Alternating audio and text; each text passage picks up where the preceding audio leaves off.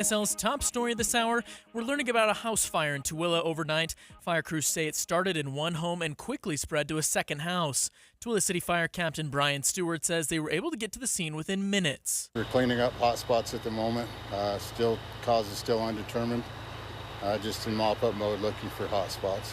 No injuries were reported in the fires. The Iron County Sheriff's Office says a person is dead after leading deputies on a chase and eventually crashing. It was around 2 p.m. yesterday when the chase started. Several counties are now investigating the crash. The driver's identity has not been released at this time. Our top national story this hour from ABC News. The Labor Department posted a weaker than expected jobs report this morning. Only 73,000 jobs were added last month, below the 100,000 the analysts were expecting. More from ABC's Alexis Christoforous. It's that revision for the prior 2 months, for May and June, 258,000 fewer jobs added. That means in those 2 months, just 33,000 jobs were added. I think what you're starting to see is businesses are having a hard time planning for the future, expanding payrolls and hiring more people because they simply don't understand what their costs are going to be going forward.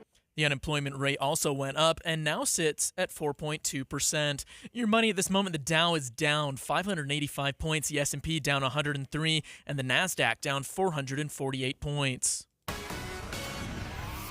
Coming up, another hot and sunny weekend. KSL weather is next. KSL News Time, 9:01.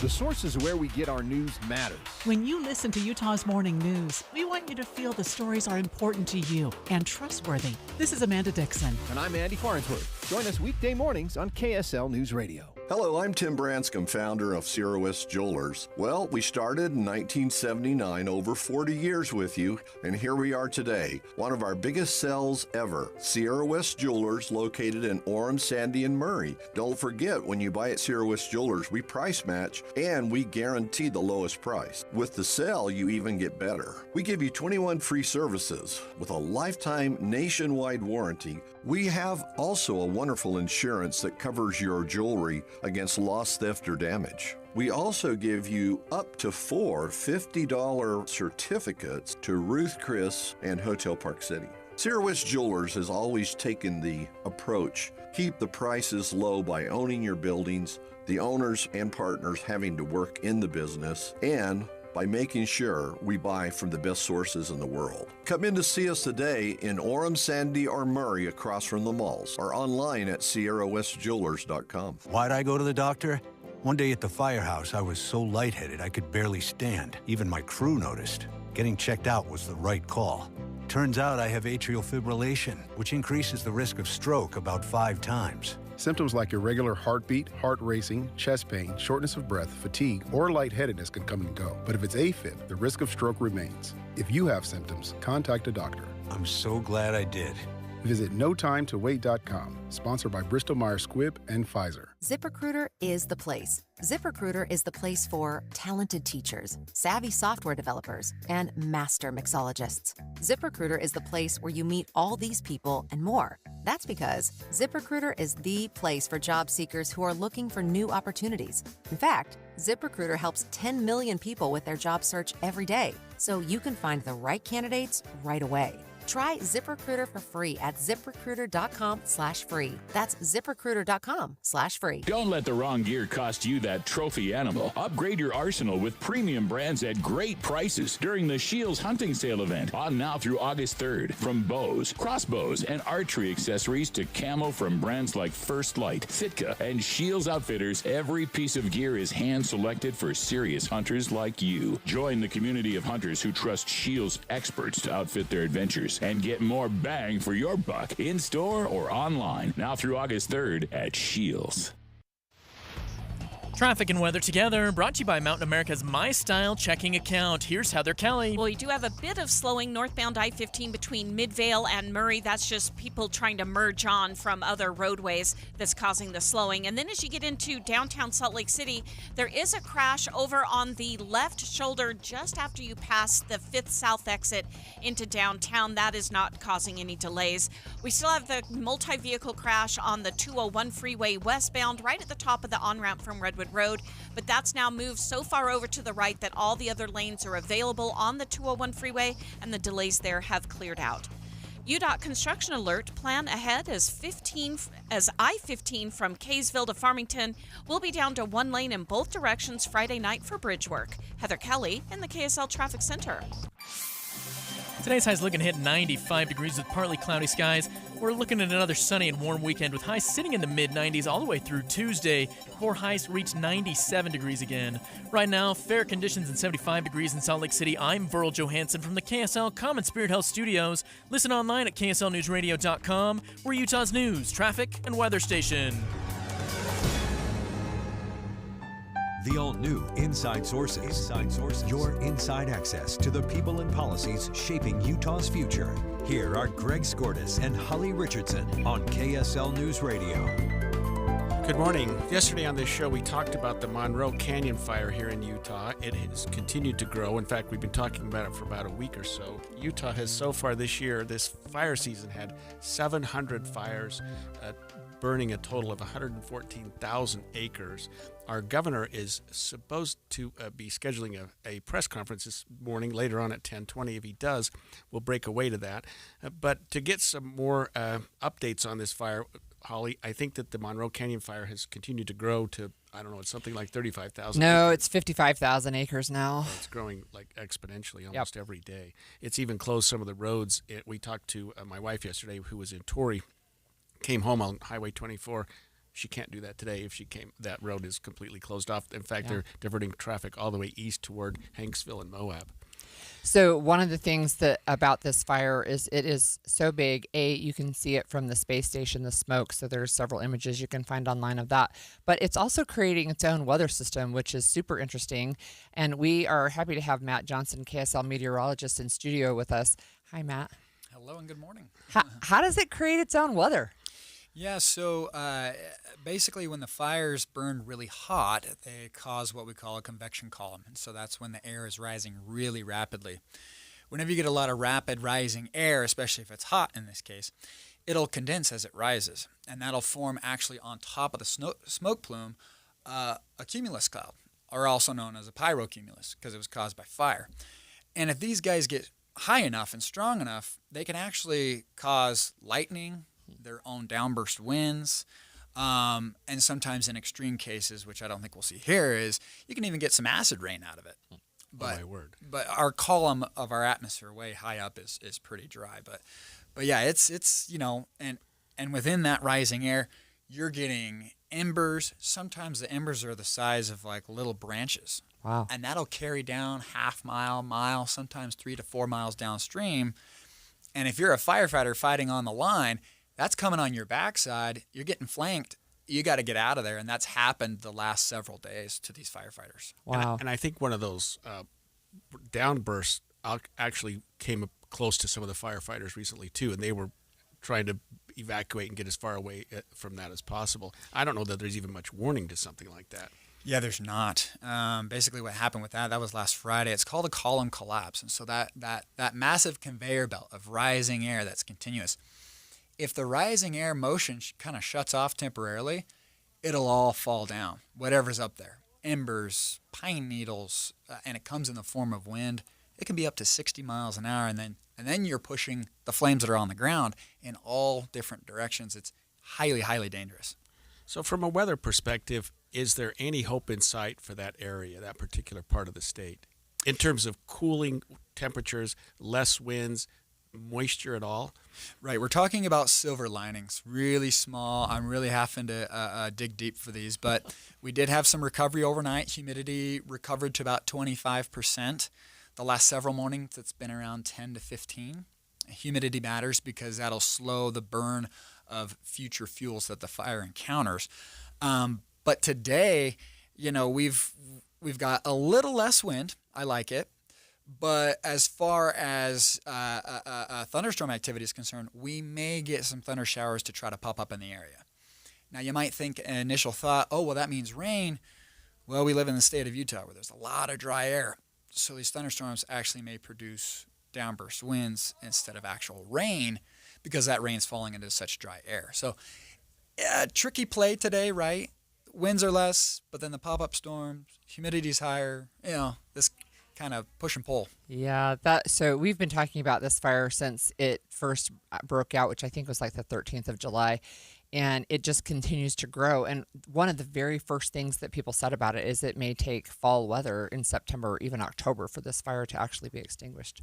Yeah, I was just talking to a firefighter this morning, and he was saying a lot of them on the line were witnessing some extreme fire behavior from the very get-go. And so I think that the reason why they're saying maybe out towards fall or even, quote unquote, the first snow of the season is what I read, that it won't be put out till that time in the fall is because there's so much available fuel.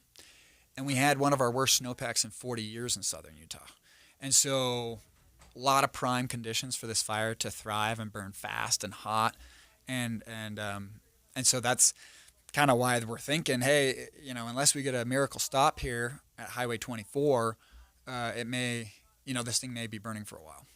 Yeah, and it also seems, and we'll let you go after this, that the way you described it, the embers going up in the atmosphere and then going around, that they're actually fighting something like 50 different fires in that area, and that's continuing to go. And I think Holly said yesterday, some of these have traveled like a half a mile. Yeah, it's really spooky stuff because, you're just a couple of guys on the ground. You got to have your aircraft communicating with ground crews saying, hey, it's called spotting, fire spotting, and that's when the embers fly downstream. And so there's got to be constant communication because if not, this happened just 2 days ago. Some firefighters got caught as the fire was approaching Bear Valley Road, and they had to get out of there because it had jumped their dirt fire road that they were using, and it was quickly closing in. They had to expend 2 fire engines worth of water just to stave it off so they could drive their crew out of there. So it was, it's pretty wild stuff going on. That's crazy scary. Actually, I have another question for you before you leave. Sure. Tell us, that's the general area for the Pando Aspen Grove, is it not? That is correct. Can you explain, first of all, what that is and why people are so concerned about that? So the Pando Aspen Grove is a 14,000-year-old living organism. Wow. It is the largest living organism on planet Earth. It all stemmed from one aspen, and from that very same aspen, it's grown many others through its own root system. So it's one of the crown jewels of the state of Utah, and a lot of locals want it protected. I think everyone in the state and everyone in the science community wants it protected. It lies about 9 miles south and east of where the fire line is right now, or 9 or 8 miles southeast of Burrville. Right. And so firefighters are aware of this. The crew's aware of this. They're fighting that southeast line of the fire very arduously. But, if the winds ramp up and they start shifting to a more westerly flow, that would push embers and new fire spotting out towards that very special area. But right now, the general motion of the fire is to the northeast, which wouldn't get it, but that's why holding at Highway 24 is highly, highly critical right now, because if it jumps this highway, the area is very, very densely populated with fuel ready to go, and the Pando Grove. Wow.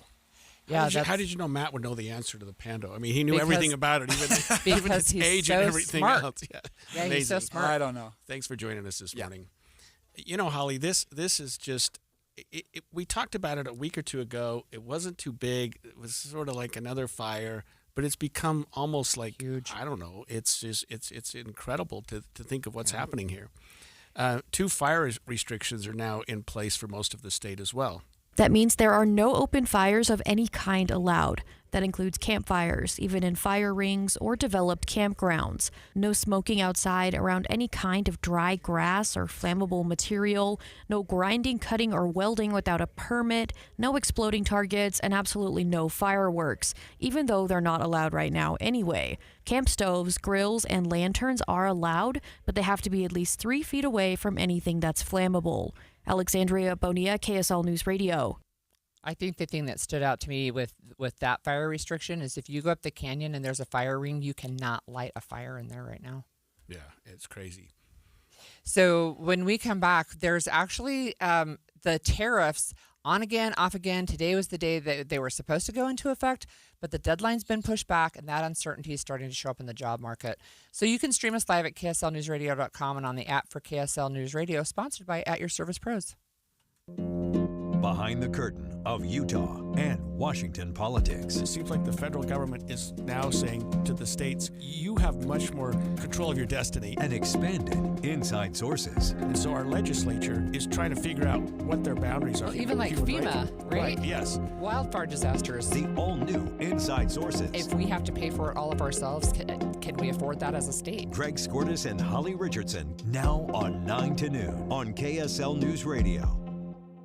Hey, I'm Jake Harward. I'm a farmer, and Harward Farms green roadside stands are now open. Hey, who doesn't love fresh sweet corn in the summertime? With our extra warm weather this year, our locally grown non-GMO corn is growing faster and sweeter, along with our now in season watermelon, cantaloupe, peaches, raspberries, and more. Check harwardfarms.com for a list of our locations all over Utah and Salt Lake counties, as well as Mount Pleasant, Ephraim, Nephi, Delta, Tooele, and now open in Price. Fresh from our family's farm to your family's dinner table. Harward Farms. It's no baloney. Proper window installation makes a huge difference. Hi, this is Jason. And Kathy of Window World. Hey, anybody can bust out your old windows and slap in the new ones and leave you with a mess. Our in-house installers are thoroughly trained to expertly install, seal, and trim your new window. And they clean up afterwards. Our windows have a transferable lifetime warranty. And we warranty the installation, too. Call Window World at 281-8111. Window World. And as Doug always said, that's no baloney. Why'd I go to the doctor? One day at the firehouse, I was so lightheaded I could barely stand. Even my crew noticed. Getting checked out was the right call. Turns out I have atrial fibrillation, which increases the risk of stroke about 5 times. Symptoms like irregular heartbeat, heart racing, chest pain, shortness of breath, fatigue, or lightheadedness can come and go. But if it's AFib, the risk of stroke remains. If you have symptoms, contact a doctor. I'm so glad I did. Visit NoTimeToWait.com, sponsored by Bristol-Myers Squibb and Pfizer. If you didn't think skipping breakfast was a big deal, you'd be right. Before. But now, Wendy's has Buck Biscuits. We're talking sausage, egg, and cheese biscuit, bacon, egg, and cheese biscuit, or even the Honey Buddy chicken biscuit for just $1 each. Seriously, you can get all 3 if you want. They're just $1, so you'll never skip breakfast again. If you're smart. Breakfast for $1? Gotta be Wendy's. Limited time only. Price and participation may vary. Limit 5 qualifying items per transaction. Not valid in the combo while supplies last. Back to school shopping. It's basically like a sport. The kids want new shoes, new jeans, new colors, new everything. And honestly, they're not wrong. They've grown. Their style has changed. And apparently, last year's hoodie is embarrassing. So we make a quick trip to the mountains. Junction Commons Park City has cooler temps, fresh air, and way better deals. Sneakers? We hit Nike Factory, Adidas, and Vans Outlet. Clothes? Abercrombie & Fitch, American Eagle, Gap Factory, J. Crew Factory, Buckle, all the brands they want without draining my wallet. And while they're shopping, I get a little mountain escape, a latte in hand, cool breeze, and a few peaceful moments to myself. Honestly, it's the kind of back-to-school tradition I can get behind. Junction Commons Park City. Cooler temps, hotter deals, and one very relieved parent. When you take your grandkids to Disney, do they know what's in your investment portfolio? Do they even care? They're busy having a great time, and you're busy making memories. At Galileo Wealth Management, we understand the nuts and bolts of retirement planning, our investments, the stock market, taxes, Social Security, Medicare, and more. But think about it. What are you trying to do here? Is your goal to beat the S&P? Or is your goal to make memories with your family? Our goal is to give you the confidence to spend in retirement without the fear of running out of money. Call Todd Kim at Galileo Wealth Management today, 801-516-3227. That's 801-516-3227, or go online to GalileoWealth.com. Let Todd Kim and Galileo Wealth Management help you make memories, not just money. Inside Sources. So the rest of the world must have whiplash trying to figure out what's going on with tariffs, right? So we had, when President Trump took office again, he announced deadlines of April and then July and August, and they were everything from 10% to 125% to 50% to 35%, right? So that uncertainty in the market is starting to show up. Yeah, and it seems like there are a number of countries that are coming to terms with the United States now. That there have been a number of agreements, trade agreements go into place where tariffs have been imposed much, much more than we've had previously. But it's starting to affect the economy as well. Yeah, we're seeing that. Jobs for July showed an unemployment rate went up to 4.2%. It's usually been going down. And Zions Bank senior economist Robert Spendlove joined Utah's Morning Show to break down those numbers. It's kind of the result of the uncertainty that we've been seeing in the economy with the increased tariffs, but at the same time, the Federal Reserve has kept interest rates higher. It's this question of, do you focus on inflation or do you focus on the labor market? And the Fed has chosen to focus on inflation and keep those borrowing costs higher. But the longer they do that, where it starts to impact is the job market. And so we're starting to see that impact. We're seeing that slowing in job availability, in job growth.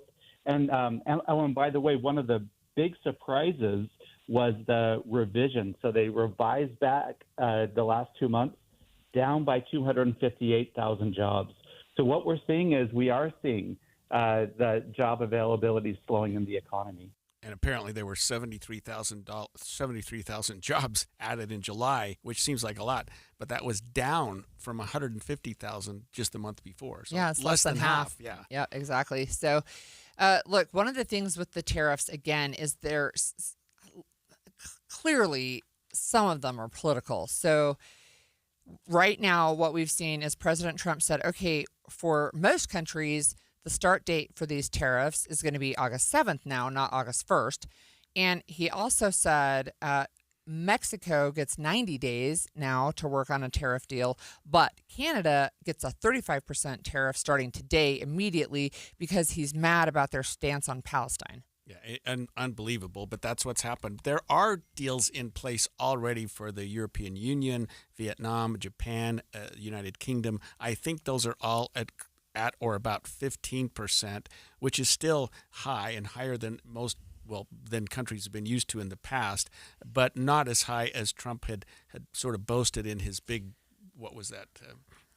Big statement that one day when everybody's paying us 50%. Right. Yes. So one thing, here's a statistic that I think is really interesting. At the beginning of this calendar year, 2025, the average tariff rate that the United States had with its trading partners was 2.5%. That was the average across the board. Yeah. Today, 18.4% is the average tariff rate. Yeah. I mean, that's what, Who 9 pays times, these? 8 or 9 times greater. And of course, it gets to the consumer because you end up paying more when you buy a car that has products made in Canada, or you buy something, food that came from Mexico, whatever it happens to be. I mean, we're across the world, it's raising these prices. But I think that the goal of the administration is bring more jobs to America. I don't know that these companies are going to do that based on these tariffs, but it's got everybody's attention, and the world economy is suffering. Let's face it. One of the places where the tariffs are still very, very, very high is pharmaceuticals, and President Trump is still saying 200% tariffs on pharmaceuticals. And the problem with that, of course, is that we import most of our pharmaceuticals. The ones that we use are manufactured overseas and brought here. And so that's one of the issues where consumers will see those prices for sure. He also issued an executive order yesterday ordering U.S. companies to cut pharmaceutical prices. But those types of things, right, there's a lot of factors that come into play. So we've talked about this before, but on the pharmaceuticals, when you have a name brand, say, for example, you're getting Ozempic, and that's a name brand. But if you have the compounding pharmacies that are doing these generic versions, or you have generic version of ibuprofen, which is the name brand is Advil, right? But the generic version is ibuprofen. The profit margins on the on the generics are very, very small. And so there's no way for the companies to just absorb the cost. They have to pass it on to the consumer. And one of the things we learned during the pandemic is that 90% of the commonly used medications in the United States, and that includes antibiotics that you can get at the hospital or over the counter, that includes your ibuprofen, it includes your aspirin, Tylenol type medications, they come from overseas. They don't come from the United States. So, as you might expect, there have been challenges from within to Trump's tariff policy, including a lawsuit that was brought by a number of small businesses and others against the administration because Trump has been imposing these tariffs as a part of what he's continually called his executive orders. And executive orders are a president's way of doing something that typically you would expect would be done by Congress, but he's claiming that there are emergencies in place right now, exigent circumstances that are requiring executive orders. We don't need to wait for Congress. Now, that's oversimplifying it a little bit. But these lawsuits have been brought. A lawsuit has been brought in the district court for the District of Columbia, and a judge has held that the executive order that Trump's doing as it relates to tariffs is unconstitutional, that it's not there is no national emergency as it relates to the economy, and that he's exceeded his authority. Now, that has been held up. That is to say, the judge issued the order saying, no, you can't impose tariffs. We're talking today about they're imposing tariffs. Right. Because the judge has effectively stayed his or her own order and said, I'm going to let this work its way up through the Court of Appeals and ultimately the Supreme Court. Now, the D.C. Circuit Court of Appeals seems to have, they heard arguments yesterday on this very issue. Now, that's the intermediate step between the trial court and the Supreme Court. They're going to weigh in on what if they think that the president exceeded his authority. So these tariffs may be, I don't know, a thing of the past. I hate to say that because I don't know that that's going to happen. But at least the president's authority to impose these sweeping tariffs may be reined in by the courts at some point. And we hadn't thought about that, really. That's a thing. Yeah. That's something that's been going on for months now, or for weeks rather, since Trump has started this thing. And it's going to work its way up to the United States Supreme Court. Whether that'll be anytime soon remains to be seen, because it's still in the D.C. Court of Appeals. Right. So one of the things that's interesting to me is, again, you have people, you've mentioned this already, but people that are on the more conservative side that really are having an issue with this, right? With tax policy, I mean, this is a tax. A tariff is a tax, right? And the Cato Institute, which is a libertarian think tank, but they just said, look, they called it a careless policy, carelessly constructed, one that could impose harms gradually over time. And the vice president of economics at the Cato Institute said the only thing we'll know for sure on Friday, which is today, are that growth-sapping U.S. import taxes will be historically high and complex, and that's because these deals are so vague and unfinished. Policy uncertainty will mean very elevated, and the rest is to be determined. And the vague and uncertainty is exactly how you started this segment, which is the whiplash. So if you think about it, countries like Mexico, I think you said, well, we get an extra 90 days. We've got 90 days to think about it. China has until August 12th, so 11 days from now, they've got to put up or shut up. And Canada, today, that one changes. Yeah, it changes all the time. In Monroe Canyon, it changes constantly, and apparently there's 70 countries that we're dealing with. A bunch have already resolved their issues with this 15%, like we talked about. But man, there are some others that are just changing. And there's more, and some Republicans are saying, well, look, this will be stable now because we have this deadline. But President Trump himself said, hey, that doesn't mean if somebody comes back in 4 weeks that we won't renegotiate. So even, for example, if you look at Switzerland, I will say, I don't know, Swiss watches, Swiss Army knives, and chocolate. I don't know. Swiss cheese, that's made in America. Swiss imports will now be taxed at 39% rather than the 31% that Trump told them they could expect in April. But Liechtenstein, which is a little teeny tiny country in Europe, was 37%, and now it's down to 15%. So anyway, it's so uncertain, it's uneven, it's changing. The deadlines move all the time. That's really hard. It's especially hard for small businesses because then you have no certainty at all. And it's hard for small countries who rely on a certain product that they export. I mean, Vietnam. Let's talk about a country like that. Their exports are a huge part of their economy, and they need United States buyers to survive, and it's really caused a problem. And then Canada, of all things, they recognize the Palestinian state, and all of a sudden they're off the table. Yeah. And they're one of our biggest, if not the largest, trading partner that we have. Right. Wow. So when we come back, an inmate sitting in the Utah County Jail facing capital murder charges is now accused of attacking deputies, sending 4 of them to the hospital yesterday. Details of what happened are disturbing. We'll get more into that after this break.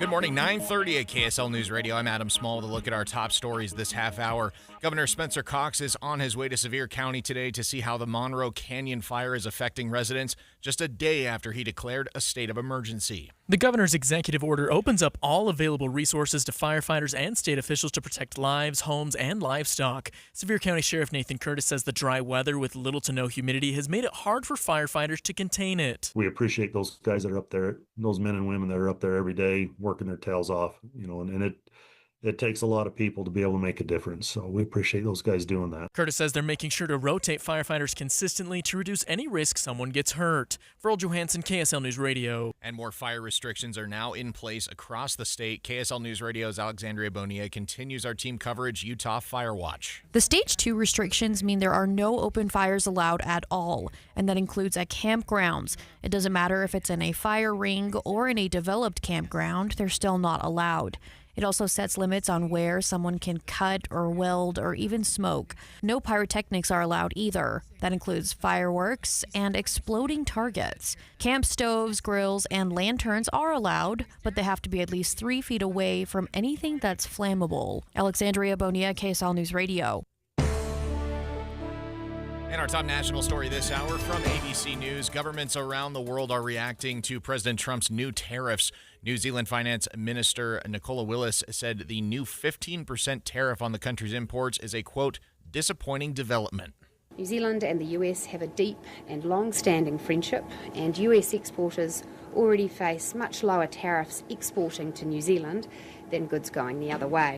U.S. stock futures fell quickly after the news, and they have not done much better since then. Your money at this moment, the Dow right now down 638 points, down more than a full percentage point. Same goes for the S&P 500, down 1.6%.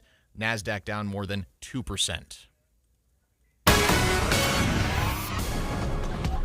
Coming up, we'll take a look at the roads and your weather forecast for the weekend. That's next. KSL News Time is 9:32. Mornings are for recharging. And they're for starting your day right. We volunteer to join you in the car. Get news and weather at 102.7 FM during the most important part of your day. Andy and Amanda, each morning between 5 and 9 on KSL News Radio.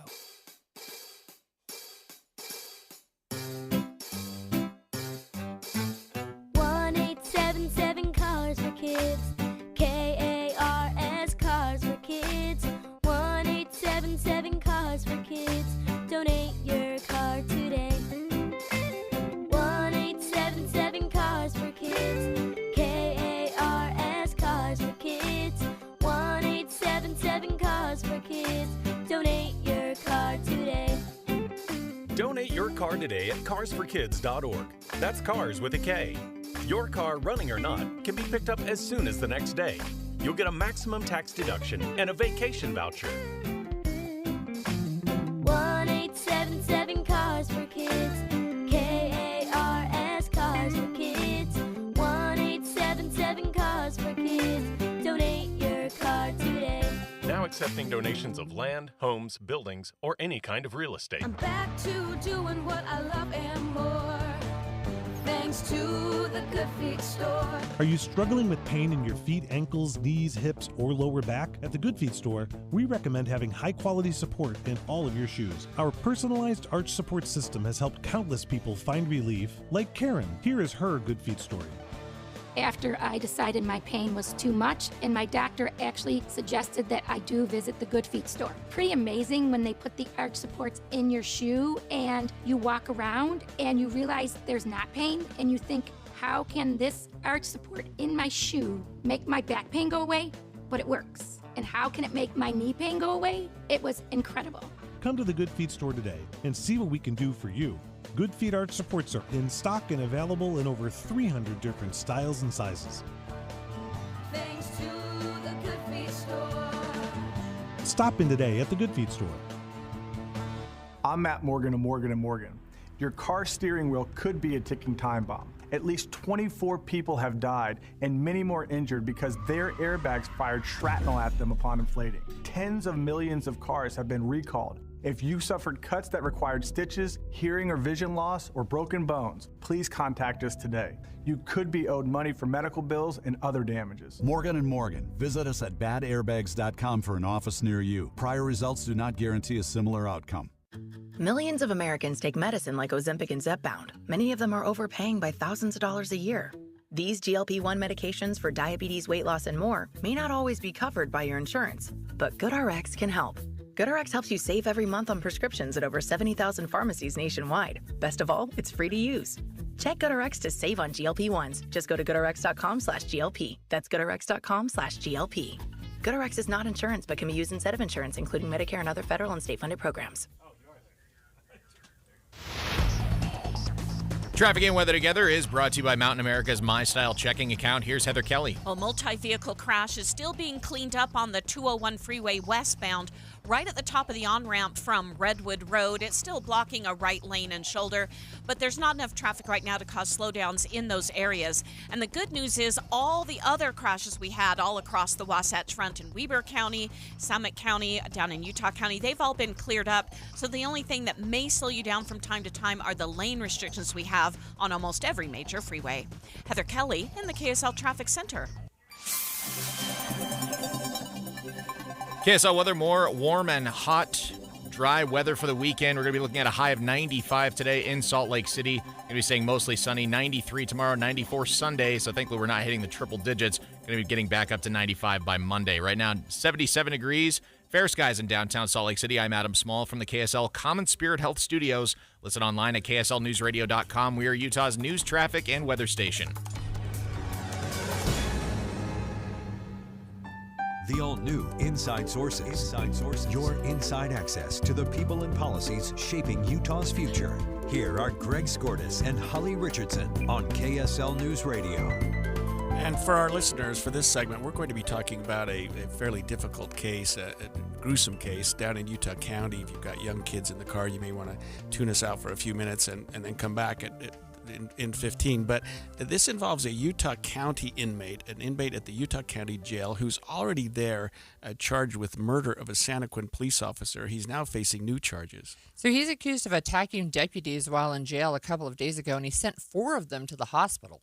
One deputy recalled having his eye nearly gouged out after Michael Jane allegedly became enraged during questioning. This was documented in official police reports that say this all went down yesterday when Jane was pulled into a room for questioning over contraband found in his jail cell. Deputies say Jane grew angry, starting to punch at them and clawing at one deputy's eyes. He's accused of grabbing a pair of glasses and stabbing the frame into that man's rib cage and stomach, leaving behind a few shallow cuts. Jane is awaiting trial in the Utah County Jail for the death of Sergeant Bill Hoosier last year. If convicted, he faces the death penalty. Claire Scott, KSL News Radio. So just to set the stage a little bit, he is in the Utah County Jail for a death penalty case. He's accused of what we call aggravated murder, which is the crime in Utah that carries a death penalty. He's also accused with 14 other felonies in relation to that. And that was an incident that occurred back in May of 2024. If you'll recall, he was being pulled over by some Santaquin law enforcement officers and a highway patrolman who, while he was on I-15, he was driving a semi-truck. During the course of that, he became angry, drove off, and then actually drove the truck into this deputy or Sergeant Hoosier, killing him. Then they went on this wild chase that ended up in Uinta County by the time they finally got him pulled over. And of course, I'll just say this, these are all allegations, and he's, of course, presumed innocent. But he is awaiting trial on that. It's taken a long time to get to trial, Holly. In fact, even though it occurred in May of 2024, his preliminary hearing is currently scheduled for the end of November 2025. So that's almost a year. That's a year and a half. Yeah, a year and a half later. In the meantime, so he's sitting in jail waiting for that trial to preliminary hearing even to go down, and there's some contraband found in his cell. We don't know what that is, and I don't know that it necessarily matters, but during the course of an investigation involving the contraband, some detectives from the jail, from the sheriff's office, take him into a room and say, hey, we want to ask you some questions about this. And it just goes from bad to worse to the point where he's physically fighting with the detectives. And there were deputies. There were apparently 4 of them involved. One of them was fairly seriously hurt. He had part of his eyelid was actually partly removed. It sounds awful. Does sound and then awful. he was able to grab somebody else's glasses, and he was using that as a weapon, trying to stab another deputy. He was finally subdued. I would say taken into custody. He was already in custody, but he was subdued, and I'm sure he was cuffed in a way that he couldn't cause any more injury. He's now being accused. He hasn't been charged yet, but I'm looking at the probable cause statement with aggravated assault by a prisoner. So in Utah, we have different levels of assault, and if you're a prisoner, when you're committing the assault, it makes it worse. Mm-hmm. Or if you cause serious injury, which this would be, the gouging of the eye would make it an aggravated assault. So that becomes, instead of a 3rd-degree felony, a 2nd-degree felony, assault by a prisoner, several counts for each of the other deputies involved, at least 4 counts. Now, the Utah County Attorney's Office will ultimately decide what to charge him with. But yeah, he's being accused at least of 4 new crimes, including some that would be felonies. And I think a lot of people are wondering, okay, so he's already in jail on a death penalty case. What does this add to the equation? You took my question right away from me. Right. So I was going to ask that. Yeah. So I would say this for the benefit of those officers who are injured, that I would expect the Utah County Attorney is going to pursue that case. And he's going to say, even if he does have something else going on, even if he does have other issues, we're going to try this case. We're going to put those officers on the stand, and he's going to face the music for that. I think that's what you do if you're a prosecutor, when you have your law enforcement, especially those that you're working with every day, or even a citizen who is hurt for a people crime, a serious person crime, which this is, as opposed to, say, a property crime or a drug crime, which are serious, but maybe you wouldn't pursue those if you had a death penalty case. In something like this, I would assume Utah County is going to pursue these charges. So let me ask you a couple questions. One, why is it taking so long for him to even go to trial? So it's been a little bit of a problem, and I think that part of it has been his doing. This is Michael Jane. He has fired his attorneys at various times. He has brought them back in. Of course, they're court-appointed lawyers. He didn't hire anyone, and so he's had a problem with that. Also, Utah has, as most states do, some fairly strict rules on who can represent an individual in a death penalty case. So you have the Utah County Public Defender's Office, and they're up to their ears with cases right now. And I think they have 2 or 3 death penalty cases already. So the county had to contract with other lawyers who are death qualified, we call it, which means that you're qualified to do a death penalty case. It took a while to get those attorneys on board. And then, like I said, they were fired for a little while, but now they've been brought back in. And anytime you have a death penalty case, you would want, the defense attorneys would want every bit of evidence they can get, because as we've seen from Ralph Menzies and Carter, the cases they're 40 years old, we're still litigating them. We're still fighting them. Right. So you don't want to do that. You don't want to be looking at this case 40 years from now and saying, well, we should have done this or that. So I think they're doing everything by the book. The defense attorneys are too, because they don't want to be brought down and said, hey, you messed up. We're going to have to do this whole thing over because of something you did that was not effective. And the prosecutors want to do the same thing so that we're not dealing with the situations we have with the Carter case, which they're having to retry that whole case, ironically, also in Utah County. Yeah. So my other question is, if they bring forward these charges, which you think it sounds likely, will they be tried at the same time that he's going to be tried for this capital murder case? No, that's a good question. So separate incidents, separate facts, separate dates, times, and places. They'll have their own track.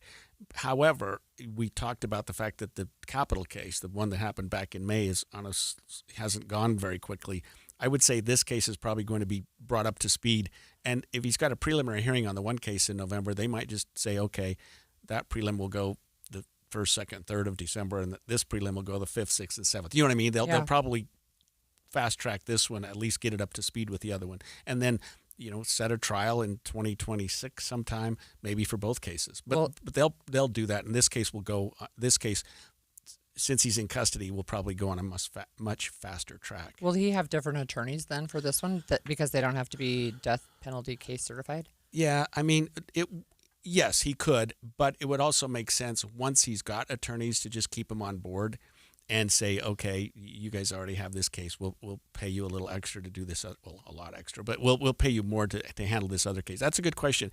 I don't know that that's necessarily the right answer, but I would think that Utah County, when they're contracting with these contract public defenders, might say, look, we've got another case for you. It involves the same defendant. You know him. You know the situation, and you can figure out how to handle this case. Look, I have to say, it really sounds like this guy has some serious anger issues. Oh yeah, he's a real problem for the people down there in Utah County, and he's still in the jail. He's not even at the prison yet. He may be going to prison. Who knows? But these are serious charges. He injured 4 people. I know, and it's awful. And he allegedly killed a police officer. So right. This is going to be in the news for a while. All right. So do you remember that case in Colorado we've talked about several times with the U of U student who was pulled over for a minor traffic violation following a semi too close, and her information was shared with immigration agents? Right. Well, 5 deputies are now being disciplined because of it. We'll talk about that when we come back. Selling or buying a home, you're losing a lot of money if you're not using the Bank Buster loan.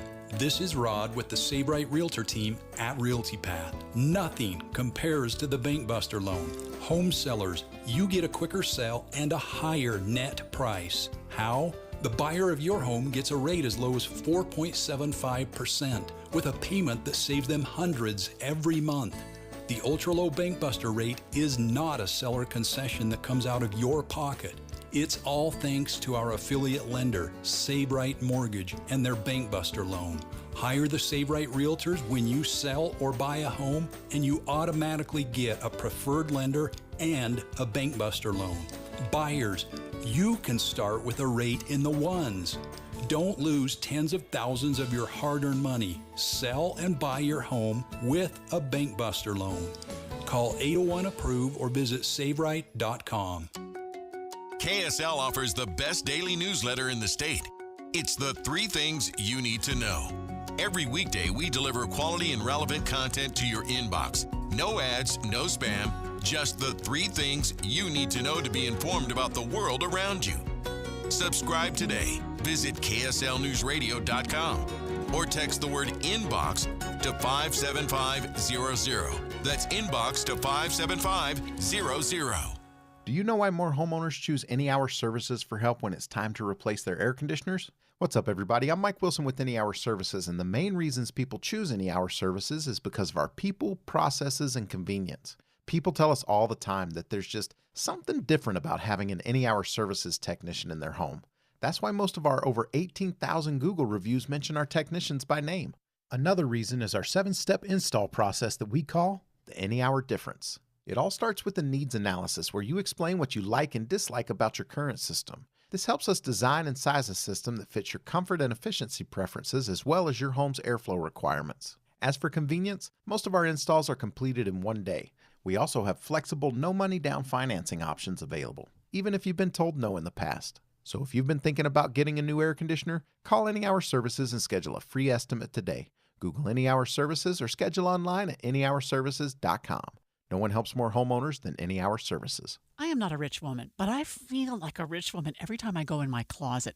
The best, hands down, present I've ever received was my husband secretly redid my closet with Closets by Design. So now when I go in there aren't all these shoes just junked on the floor. They're neatly sitting on their shelves. And my necklaces are hanging on their individual hooks, and earrings are in their little squares in this soft drawer that pulls out. It's just gorgeous. In fact, he saw how much I loved it. He had Closets by Design redo the garage. So now all the stuff, the tools, the toys, the junk is all in cabinets. When you open our garage door, you see cars. That's it. It's amazing. The things that Closets by Design can do, and it's going to save you money right now because you get up to 40% off plus an additional 15% off with 18-month financing.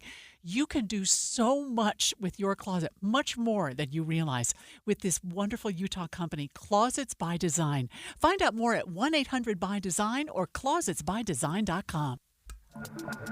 And expanded Inside Sources. Welcome back to Inside Sources. You can stream us on the KSL News Radio app, sponsored by At Your Service Pros. So sheriff deputies in Colorado, we've been talking about this case on the show for several weeks, but they pulled over a University of Utah college student. She's 19-year-old. what's her name? Christina Diaz-Gonçalves. Caroline yes. Diaz-Gonçalves. Thank you. She spent 15 days in detention before she was released, and she's actually released on bond, and she's back in Utah. But one of the things that we talked about on this show, Greg, and I hope you'll remind our listeners, is Colorado law prohibits the law enforcement officers in the state from collaborating with federal agents. But in this particular case, the sheriff deputy that pulled her over kept her for 20 minutes while he shared her information, including a copy of her driver's license, into a group chat that had ICE agents in it. That's right. So Colorado law is different than Utah's in that Utah doesn't have a law one way or the other, although we've been talking a little bit this very week about the Sheriff's Association and sort of meeting and saying, well, what kind of collaboration do we want to have between our local law enforcement and federal officers? Colorado said that you can't share personal information. Local law enforcement cannot share personal information with federal authorities. And what happened here was exactly that. She gets pulled over, like you said, for a minor traffic incident. She was following a semi-truck too close. During the course of that stop, this officer, Zwink, learns, and she's got a slight accent. He's asking her where she's from, this kind of information. All the while, he's detaining her longer than you would expect someone who to get a warning ticket for following too close, which would be a 5-minute stop. He even had her go sit in his patrol car. Right. He detained her for 20 minutes. He's on this app, and he's got this group chat, and he's got some federal agents there that he's talking to and saying, okay, they say, does she have any crime? No. Was it a serious offense you stopped her for? No. But she's overextended her visa. Like, okay, so right. Even though she has an asylum case pending, right? So right. she's a dreamer. She came here from Brazil when she was quite young. So it's expired, something she needs to take care of. So he then releases her, but within literally seconds, because 20 minutes was, I guess, about as far as he thought he could detain her. She gets pulled over. She gets taken into custody by ICE, and she spends, I think, 15 days in a Colorado prison. Now, this is 19-year-old University of Utah nursing student, and she's finally released on bail. The case isn't against her thrown out. She's just released on bail.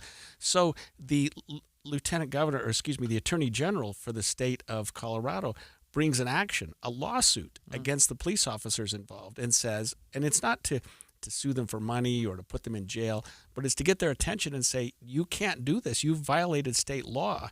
And we're learning now that there has been some discipline imposed, which I think might make the lawsuit moot, or at least give the attorney generals the sense that, okay, there's been something done here. What more do we need done? Yeah. So this deputy, Zwink, he said he didn't realize he was violating any laws, although he actually told investigators later that he had received and read 2 emails previously that said you cannot coordinate in any way, you can't do this. But they found that he was involved in at least 4 other incidents just last month where he shared that same type of information on this group chat. And this is on Signal, right? So that's been in the news as well. But what surprised me is not only was he disciplined, but there were 4 other deputies that were disciplined as well, or 4 other officers. Right. His was the most serious. And by the way, he didn't know the law. I mean, in America, ignorance of the law is not a defense. Excuse. I know. But ignorance of the law by a police officer. Right. I mean, come on. I teach at the police academy. One of the things I teach them is criminal code. Like, here's the law. Here's what it states. You cannot do this. You cannot do that. So yes, other officers were disciplined. There was an officer who was part of his same group who was disciplined for 2 weeks of unpaid leave. His sergeant was disciplined 2 days of unpaid leave. Another supervisor received what they call a letter of reprimand, which is like a warning, but if you get a bunch of those, you're in trouble. I assume it goes in your file. Right, and then the captain overseeing the whole squad got what's called a documented counseling. In other words, we're going to teach you not to do this again, and we're going to put you through a little bit of, not counseling in the sense that you see a counselor, but counsel about what the law is. But Zwink himself got the harshest punishment of all, which was 3 weeks of unpaid leave. So he was taken out of service for 3 weeks and not paid for that time. He was also reassigned to patrol, which sounds like maybe a downgrade in what he can do. Yeah. And I think this was a message case in large part. I think that the Colorado authorities are trying to get people's attention. I mean, I'm sure this officer thought he was doing his job and may have felt that he had some reason to assist ICE. I don't know why the Look, state of Colorado... I have to disagree with you. Because this wasn't a one-off. He did it 5 times. And 4 of them in the last month. And I think she was picked up in May. Yeah. So the last month would have been July. So he would have known because it hit the news everywhere. And he's part of this chat, which if you look at the chat, you look at the conversations they have, it's kind of like good catch, good job. I mean, he's almost seemingly working with them. And so in that respect, it makes you almost wonder whether 3 weeks of unpaid was enough. But maybe they've got his attention now. And like you say, move him into a different department. Yeah. Again, it's the story. When we talk about immigration enforcement, it's one of the issues that I think is just so disturbing. And in fact, when we had Congressman Moore on yesterday, he told us that he is hearing stories like this and he finds them disturbing, right? He's like, we need to be able to make a way for people who haven't done anything but come across the border. We need to make a way for them to be able to come into compliance with the law. But she's doing what she should be doing. She's trying to go through the process of getting asylum in the United States. Doesn't have anything to do with mental health, right? But the process of being here legally. But she fell under this Dreamer umbrella, and she was even attending, and I think she's still attending, I don't know for sure, the University of Utah under a Dreamer scholarships specifically. Right. And you'd hope that things work out well for her. She certainly didn't do anything that you'd say was wrong. This was a part of an administrative review. In other words, IA, Internal Affairs. How this will affect the lawsuit by the Attorney General's office is not known. But within the department itself, the sheriff sat down and decided what was the appropriate punishment for the various officers involved. And I know there may be appeals available or something like that, but he's issued 3 weeks on paid leave to the most serious one and made a statement. And I think that statement is important in terms of what the Attorney General is trying to do, which is say, hey, we need to get your attention. So you would think maybe that lawsuit will be dismissed now, saying, okay, we got your attention. In fact, your own department took steps to make sure that you had some consequences for your conduct here. And then, like you said, he was moved to a different beat. Yeah. Yep. Yeah. Not going to be out on the street pulling over people for their... That's right. And so this chat, the reason people were on this chat is because it was set up for drug interdiction, right? To be able to catch people who are moving drugs across state lines or whatever. It's not for immigration enforcement on Dreamers who are 19 years old, right? It's really to catch cartel members, traffickers. And so he was legitimately on the chat. It's just that he was sharing information he should not have shared. Yeah, and we try to train our police officers here, at least that some of us do, that do search and seizure training for them, that, when you're working, and Utah has crossroads, I-15 and I-70, I-15 and I-80, which are drug trafficking crossroads. Yeah. And when officers see people operating a vehicle and they think that person might have drugs, you can't base that on the obvious because they're brown-skinned, right, or that they have out-of-state plates, or that that things that you wouldn't stop a Utah Caucasian for. I mean, you just have to be very careful with that. But an officer can observe a traffic violation and pull someone over for the traffic violation, which is what happened here. Right. But even then, Holly, the scope of the detention, the length of the stop can't exceed the purpose of the stop. So if the purpose of the stop is you're following a semi too close. Knock it off. That's not a 20-minute detention. I mean, I don't recall ever having a 20-minute ticket, and I've had some bad ones. You know what I mean? Yeah. Or let alone, like you say, he actually brought her into his car for a while, which he's clearly stalling. Right. He's buying some time so the ICE agents can come. Finally, they do show right after she gets on the road. They pull her over again for their own reasons. Who knows what that was about? But because she's got the visa that's arguably expired. So they say, okay, now we've got you. Yeah. And they take her straight into custody. Oh my gosh. A federal detention facility in Aurora, Colorado. She was held for 15 days. Yeah. And, we've talked about her before, but one of the things that she said after she was released is that she, could not contact family for something like 3 days. It was terrifying to her. But B, once people learned that she actually spoke English and she spoke it well, she said she started to be treated very differently. Yeah. And she So. probably thought, given everything that's going on right now, she may very well be on a plane to Right. some other country or Thank something goodness like that that. didn't happen. But the cooler heads prevailed. It sounded like she got a good lawyer who got her out immediately, and now the state of Colorado is dealing with it appropriately. My guess is they won't pursue anything with relation to her anymore. Yeah. She's probably in Well, the clear. I'm waiting for that news story that they Yeah. dropped her case. Hopefully, right. So you're going to have to help me with this next one, Holly. The Utah Fits All Scholarship. It remains broadly popular among Utah voters who are okay with the money being spent in multiple ways, except a few. We'll talk about those when we come back.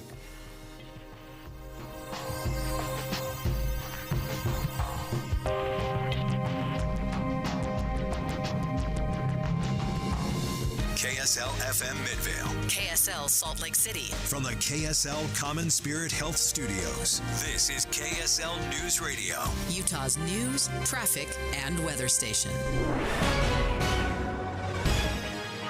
10 o'clock at KSL News Radio. Good morning, I'm Adam Small. To look at our top stories this hour.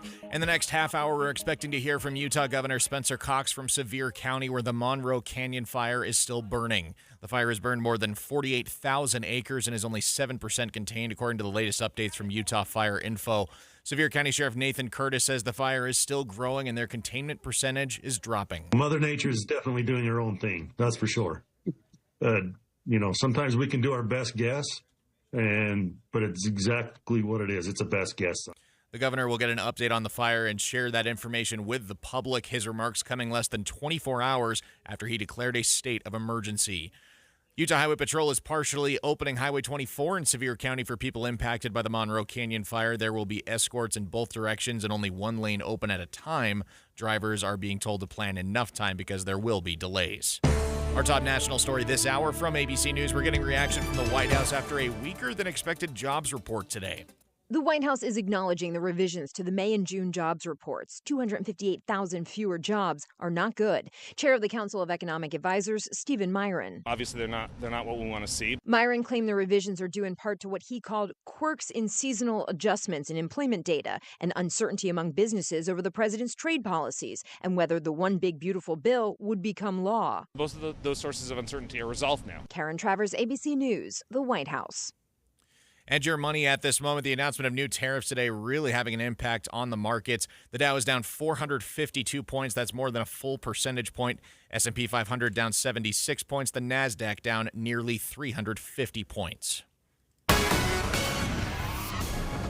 Coming up, sunny and breezy this weekend. KSL weather is next. KSL News Time, 10:02. A reminder about the simplest way to get updated for your day. Hit your KSL preset when you jump in the car, and we'll take care of the rest. Hear key news updates and traffic reports. Andy and Amanda from 5 to 9 in your car. KSL News Radio at 102.7 FM. You're listening to Leaf Filter Radio, and the guru of gutter protection himself, Chris Coonahan, is here to take your most pressing leaf-related questions. Hey, everybody. Chris here. I understand we have Ron on the line. Ron, where are you calling from? Uh-oh. Ron, are you calling from a ladder? Well, I was. I wanted to ask Chris what I need to do to get my gutters ready to have Leaf Filter installed. Oh, Ron, you don't have to do anything. A Leaf Filter Trusted Pro will come out and clean out your gutters, realign and seal your gutters, and install Leaf Filter, America's #1 gutter protection system. So I didn't need to get on this ladder? Ron, Leaf Filter Trusted Pros are in your neighborhood and ready to help. Just visit leaffilter.com/deal to schedule your free gutter inspection and get up to 30% off. Thank goodness. What was that site? That's leaffilter.com/deal for your free gutter inspection today. See representative for warranty details. Promotion is 20% off plus a 10% senior or military discount. One discount per household. Every 2 minutes, an American is sexually assaulted. Be the someone who gives their time. Be the someone who lends an ear. Be the someone who takes a step. This is Christina Ricci with RAIN, asking you to join the fight against sexual violence and volunteer in your community. Log on to RAIN.org, that's RAINN.org, to learn how you can be the someone.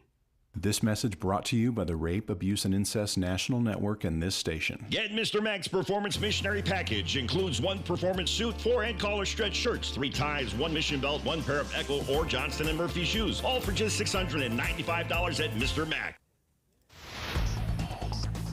Traffic and weather together is brought to you by Mountain America's MyStyle checking account. Here's Heather Kelly. Well, we are looking at a pretty good ride if you are northbound I-15 through Utah County, Salt Lake Valley, even into Davis County. But if you're southbound I-15, you're crawling along right now between 200 North and Kaysville and Park Lane and Farmington. That is due to lane restrictions. Right now, only the right lane is blocked.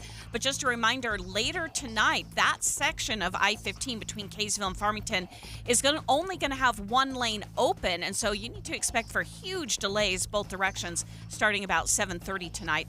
Otherwise, right now, you've got a pretty good drive. Almost all the crashes have been cleared from earlier in the commute.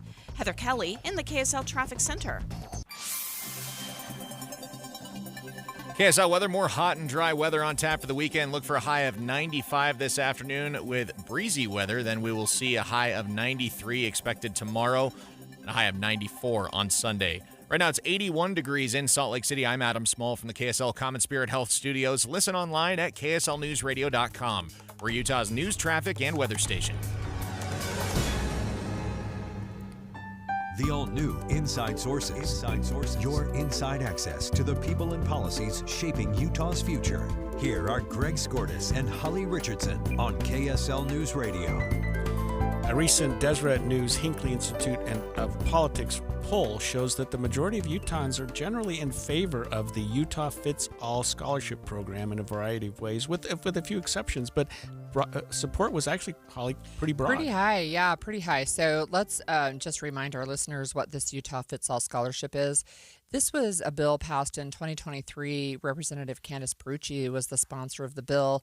There was a tweak to it earlier this year in the 2025 session. But what this bill does is allocate up to $8,000 for families who are not having their kids in the local school, what they're homeschooling, or they're doing what some people are calling microschooling. So maybe you may have a group of homeschool families who hire a tutor or hire specific teachers to come in and teach particular subjects. So it gives parents some flexibility, right? And it's a pro-school choice bill. Of course, it's been wildly controversial, and in fact, it's in the middle of a lawsuit right now. But when the polling has been done, Deseret News earlier this year found 62% of Utah voters support this.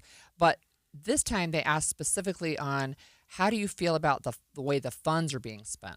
Right, and they talked about things like tutoring. People thought that was great. Yep. School supplies, yes.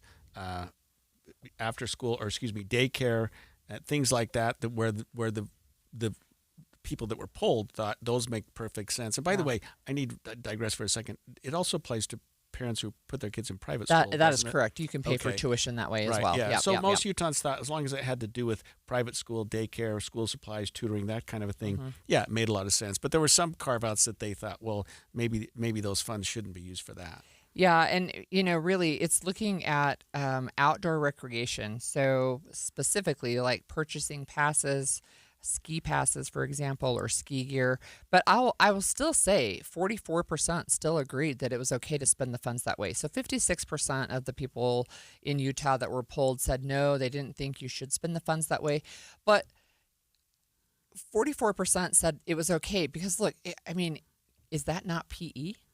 Right, sure, and it should be, and it's healthy for kids. And it's something that they probably should enjoy. I was surprised in Utah for some reason that we were so supportive of this. Maybe I shouldn't be. So there's kind of a long history, right, with some people are calling this a voucher program, and it gives parents flexibility. Again, you can put your kids in private school, pay for that. It can be applied to homeschool parents.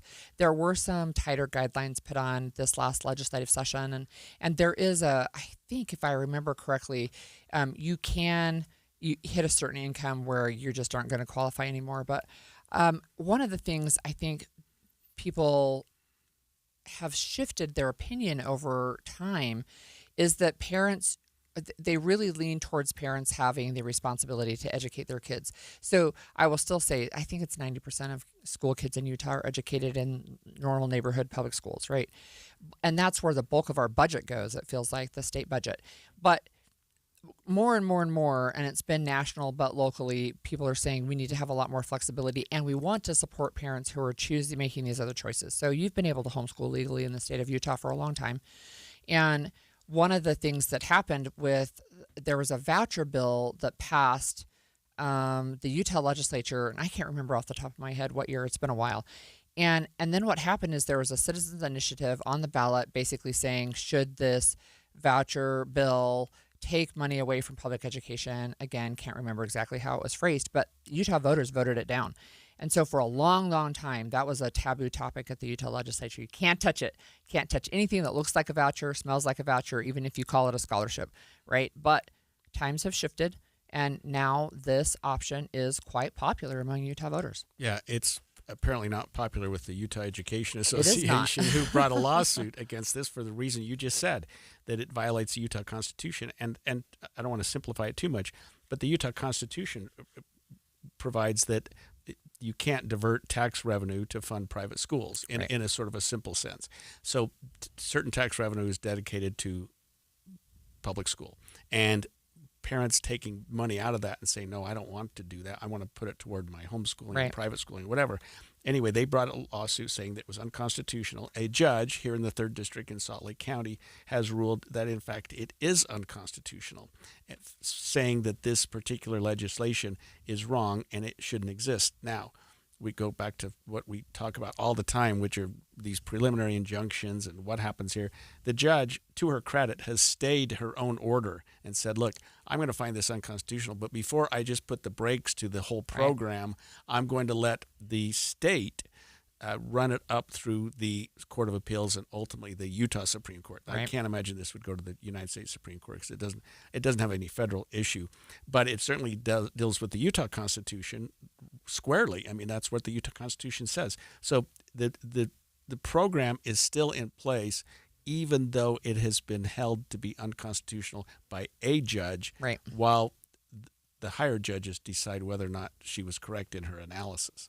Yeah, and one of the questions is, how much is this going to end up costing Utah taxpayers, right? How much is this going to take out of the budget, and where is that money going to come from? So this has expanded. It's now $100 million is now allocated towards this program. And I will say, when I homeschooled my kids, I didn't have that kind of relief or assistance, right? And it was fine. We made the decision that we were going to homeschool for a while, and we did. But everything that we paid for came out of pocket, right? Which is why my kids didn't go skiing, right? Because we couldn't afford for things like that. But in other states where they have done these types of scholarships or voucher programs, what has happened that we've seen, at least over several years that they run, is that it starts to really balloon in cost as more and more parents take advantage of this opportunity. And then you have to start saying, okay, now where are we going to get the income for this? Are we going to raise taxes? Are we going to start cutting services in other areas?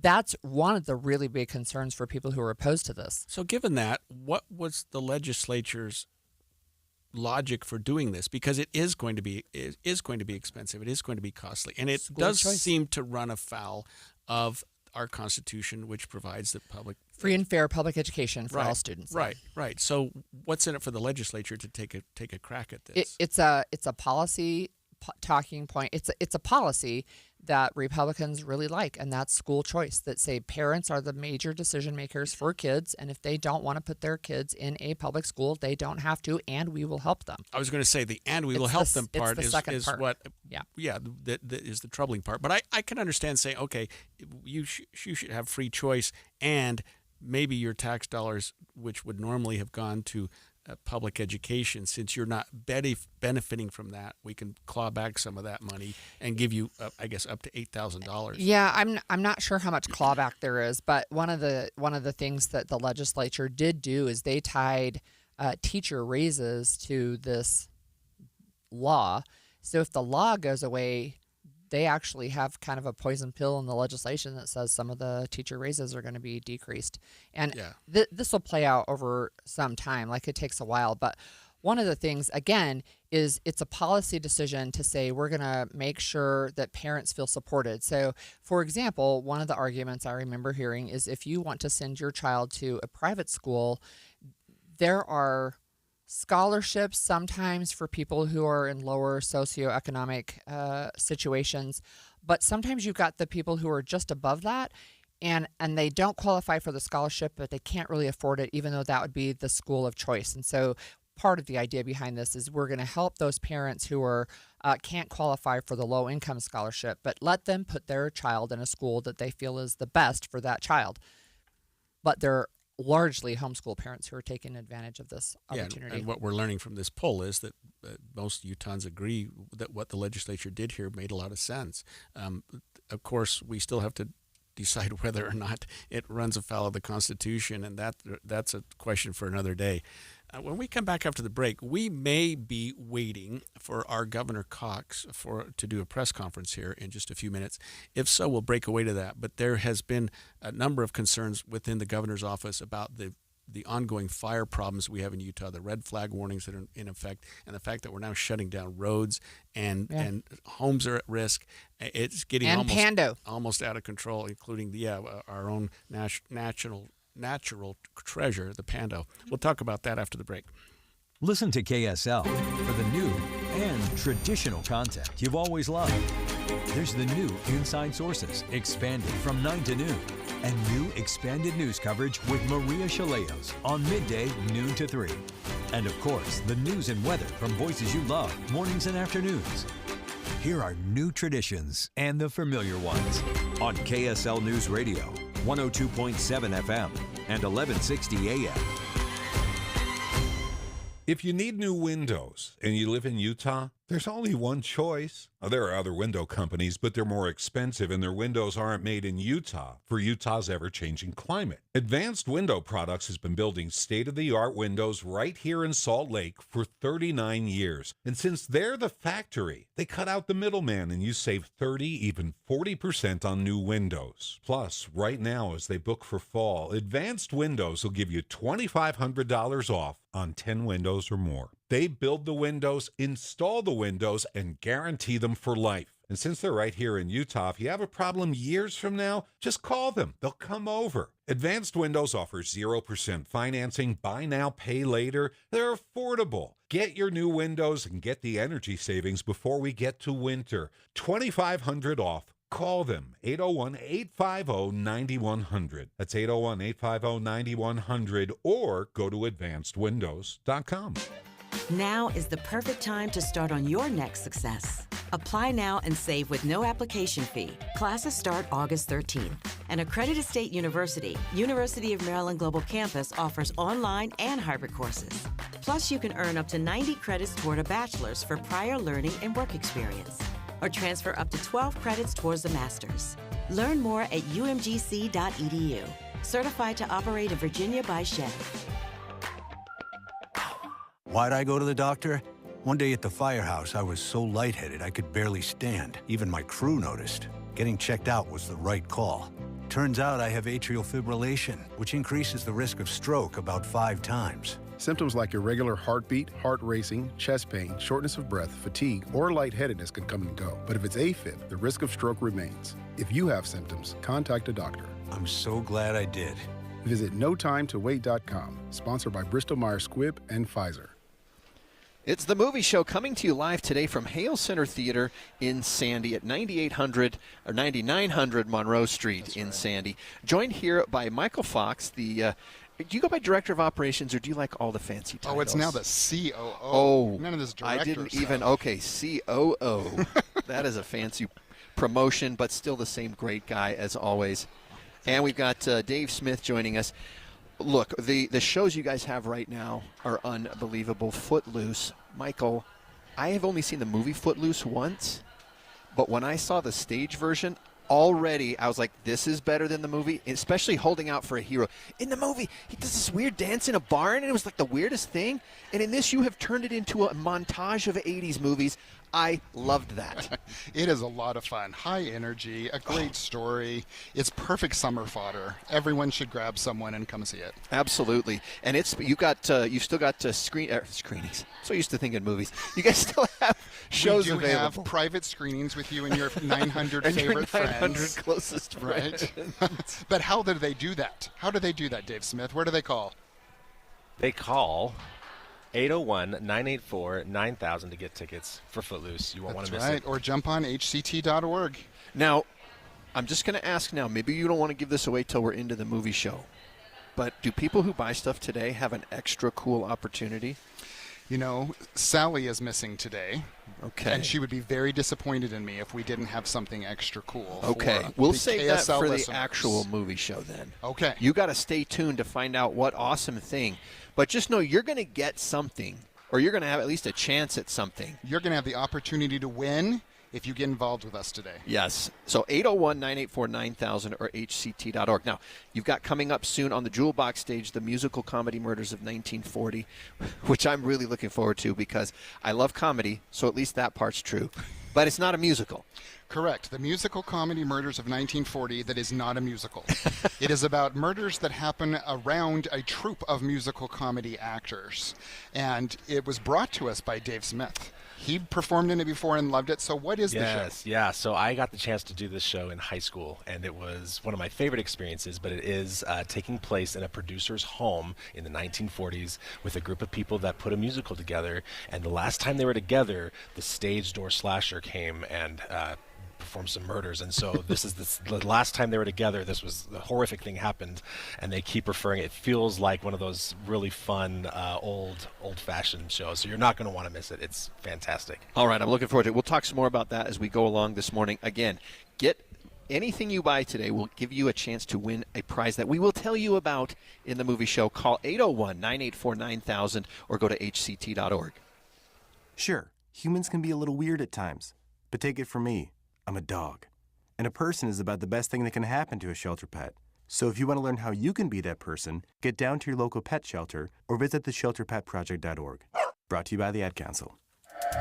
And expanded Inside Sources. Inside Sources. Utah Governor Spencer Cox is visiting Monroe Canyon Fire operation, which is in Richfield, just north of the fire, to receive a situational briefing, meet with fire crews and local leaders, and to provide a media update with the ongoing fire. So far, we've had close to 700 fires in Utah, burning nearly 114,000 acres. So the governor has now issued a state of emergency, which he did yesterday, to help those impacted, and that will be in effect, Holly, for 30 days. So let's break down a little bit. What does it mean to have a state of emergency officially declared? Why do we do that? Okay, so what it does is it allows the state to streamline certain things. In other words, resources that would otherwise be available to a municipality through some process can be made available immediately. So that's one thing. It also allows the governor, if he wants, to call in the National Guard. But what it's designed to do is to protect drinking water supply, wildfire victims, ranchers, and others. So it gives the governor a great deal more what he can do, more authority and less red tape, because he's declared a state of emergency and saying, okay, you're in charge now. What do we need to do? Do you know the answer to this question? Does it actually have anything to do with accessing federal funds? It does not, in my opinion. I don't see how it would, although the state of emergency might alert the feds to say, to FEMA or some other organization, to say, okay, Utah's got some problems here. Let's go see what we want to do. And I think it would. So I've talked myself into a circle already. I think it would certainly alert the federal government that Utah needs some help, and then they can decide if they want to donate or help the cause. So we actually do have a little bit of the governor speaking just moments ago about this fire. This is a big one. It's been a long time since we've had a big one like this. It's the odds of us putting it out anytime soon are pretty low. Just to be honest, we know that the forecast is not great right now. We've seen the extreme erratic fire behavior all day long, even at night when usually the fire bed's down. We are not seeing that. We've seen the fire make a 5-mile run. You can't stop a fire when it's making a run like that. No amount of air attack, no amount of hand crews. It's impossible when a fire makes a run like that. That being said, the plan they have in place is. That's a lot. Things in certain areas This is a big fire. It keeps getting bigger every day, which means the line of attack grows. And so we're proud of our fire crews, everybody that's working so hard. Again, our local people on the ground, the support here has been awesome. I should mention we have Senator Darren Owens here with us as well. My senator and the senator for this part of the state, just an incredible leader, as well as Representative Albrecht. And my main message, and the reason we ask you to be here, again, to support the people here locally, but to understand that this could happen anywhere in the state right now. We need you. I haven't begged in a long time. I'm begging people right now to please exercise extreme caution. One spark and we could have another fire just like this, and that means shrinking resources, right? We're able to throw everything at this one because we don't have other major fires in the state right now, but the only way to prevent that from happening is for people to make really, really smart decisions and avoid the dumb ones. Avoid the dumb decisions. Like my decision to hit the mic there in the middle of that because I was trying to get in touch with our producer. Apologize for that. No, look, I mean, so the lieutenant governor was down there a couple of days ago, and I saw a picture on her social media where it's just, I mean, the flames are huge. And then to hear the governor say, again, this is a big one, but to talk about a 5-mile spread, I think doesn't he mean a jump? Like you can't control for that, right? How far this fire is spreading and how rapidly. So it really is a big one, and it could impact not only the people who live in the communities surrounding there, and there's multiple evacuation orders now for communities down there, but if something like this were to happen closer to the Wasatch Front, for example, where a lot higher population levels are, we would have to, I would guess, have to pull out from that area and come, somewhere else. Our own KSL meteorologist, Matt Johnson, joined us this morning and talked about a sort of a man-made fire break that's already there, which is Highway 24. Right. It's a significant highway that goes from I-15 generally. You have to take a little job to get over to it. But it goes east and west from there and goes through Capitol Reef, Torrey, that region, ends up at Hanksville, goes all the way toward Moab. But that highway is something that he talked about, and I've seen authorities now just within the last 24 hours bulking up that break and hoping that it doesn't cross that line, because if it does, but you can't control the wind. Right, that's the problem. And Matt even said some of these embers can get up in the atmosphere and fly for a quarter of a mile, half a mile, and then they come back down, and suddenly you've got a fire starting in an area you weren't even expecting. So the winds have apparently died down a little bit. Moisture in the air has gone up a little bit, and the temperatures are hopefully coming down. But then he talks about microburst and thunder showers, which means lightning. Who knows? We talked with Matt about this fire creating its own weather, and that has been picked up by national media as well, and talking about what happens with these pyrocumulonimbus clouds. Yeah, you know it. Well, it's a really long word, but it basically means a fire cloud, but they can go so far up in the atmosphere that when those columns collapse, which it did, and we talked about it on the show earlier this week, as it collapses, it sends wind out up to 60 miles an hour, and those embers, and he was saying those embers can be the size of a branch. That they're not like this little teeny thing floating up in the sky, right? It looks like a firefly. It's not. It's much more dangerous than that. They can spread. He talked about firefighters having to pull out quickly because the fire had jumped the line that they were trying to hold. So one of the dangers, of course, down there is the Pando aspen grove. That's the oldest living organism on Earth and largest. It's 14,000 years old, and it's a single clone. I suspect it has lived through fire before, but it could be at risk. It's only a few miles away. Absolutely. And so the Monroe Canyon fire is in part of what's called the Fish Lake National Forest, which also houses the Pando aspen grove. So all that has to happen is for it to jump a highway or two and then start spreading into another complete different system. And that would include this Pando aspen grove, which you'd expect, like you said, after that many years, may have had some fires or other things happening. But still, I mean, it is a national treasure. Right, and it's the largest living organization on the planet, or organism. It's okay. Not very organized, but an organism on the planet, and if it gets in a fire, part of it burns, it may not be anymore. Yeah. So again, very dangerous situation. We have a little bit of sound from Representative Albrecht, who is a state representative. He's down there speaking about the efforts of the firefighters. That means there are no open fires of any kind allowed. That includes campfires, even in fire rings or developed campgrounds. No smoking outside around any kind of dry grass or flammable material. No grinding, cutting, or welding without a permit. No exploding targets, and absolutely. I'm sorry, I played the wrong soundbite. Here we go. But I need that one to end. You can stop it. I'm so bad. Here we go. I apologize, Holly. One word about the firefighters. They stopped the northern end of the fire last night on Highway 24. That took some strategic backburning, and it took some strategic expertise from the firefighters. We've had columns over 30,000 feet that have collapsed. When that happens, you get 60-mile-an-hour winds out of that, and we've had a few near misses with firefighters who had to cut their way out of the trees with a chainsaw. Fortunately, we've had no real serious accidents, and the firefighters can go home to their families. But if you look up at Snow College and see all the pup tents, you go over to Greenwich and see all the pup tents, I'm not sure all of us would want to sleep in one of those when it's hot and dry and dusty and smoky. So my heart goes out to them, their families, and I just want to shout out to Team 5, to our state fire folks, our commissioners, our mayors. We've all been working together, and that's one thing we do here in central Utah, south of the Payson-Dixon line, is we work together. So yesterday yesterday we know that there was at least 1,000 firefighters working this fire. I wouldn't be surprised if it were more today. Today is August 1st, 8:01. That's an unofficial holiday here in Utah. We'll talk about that when we come back.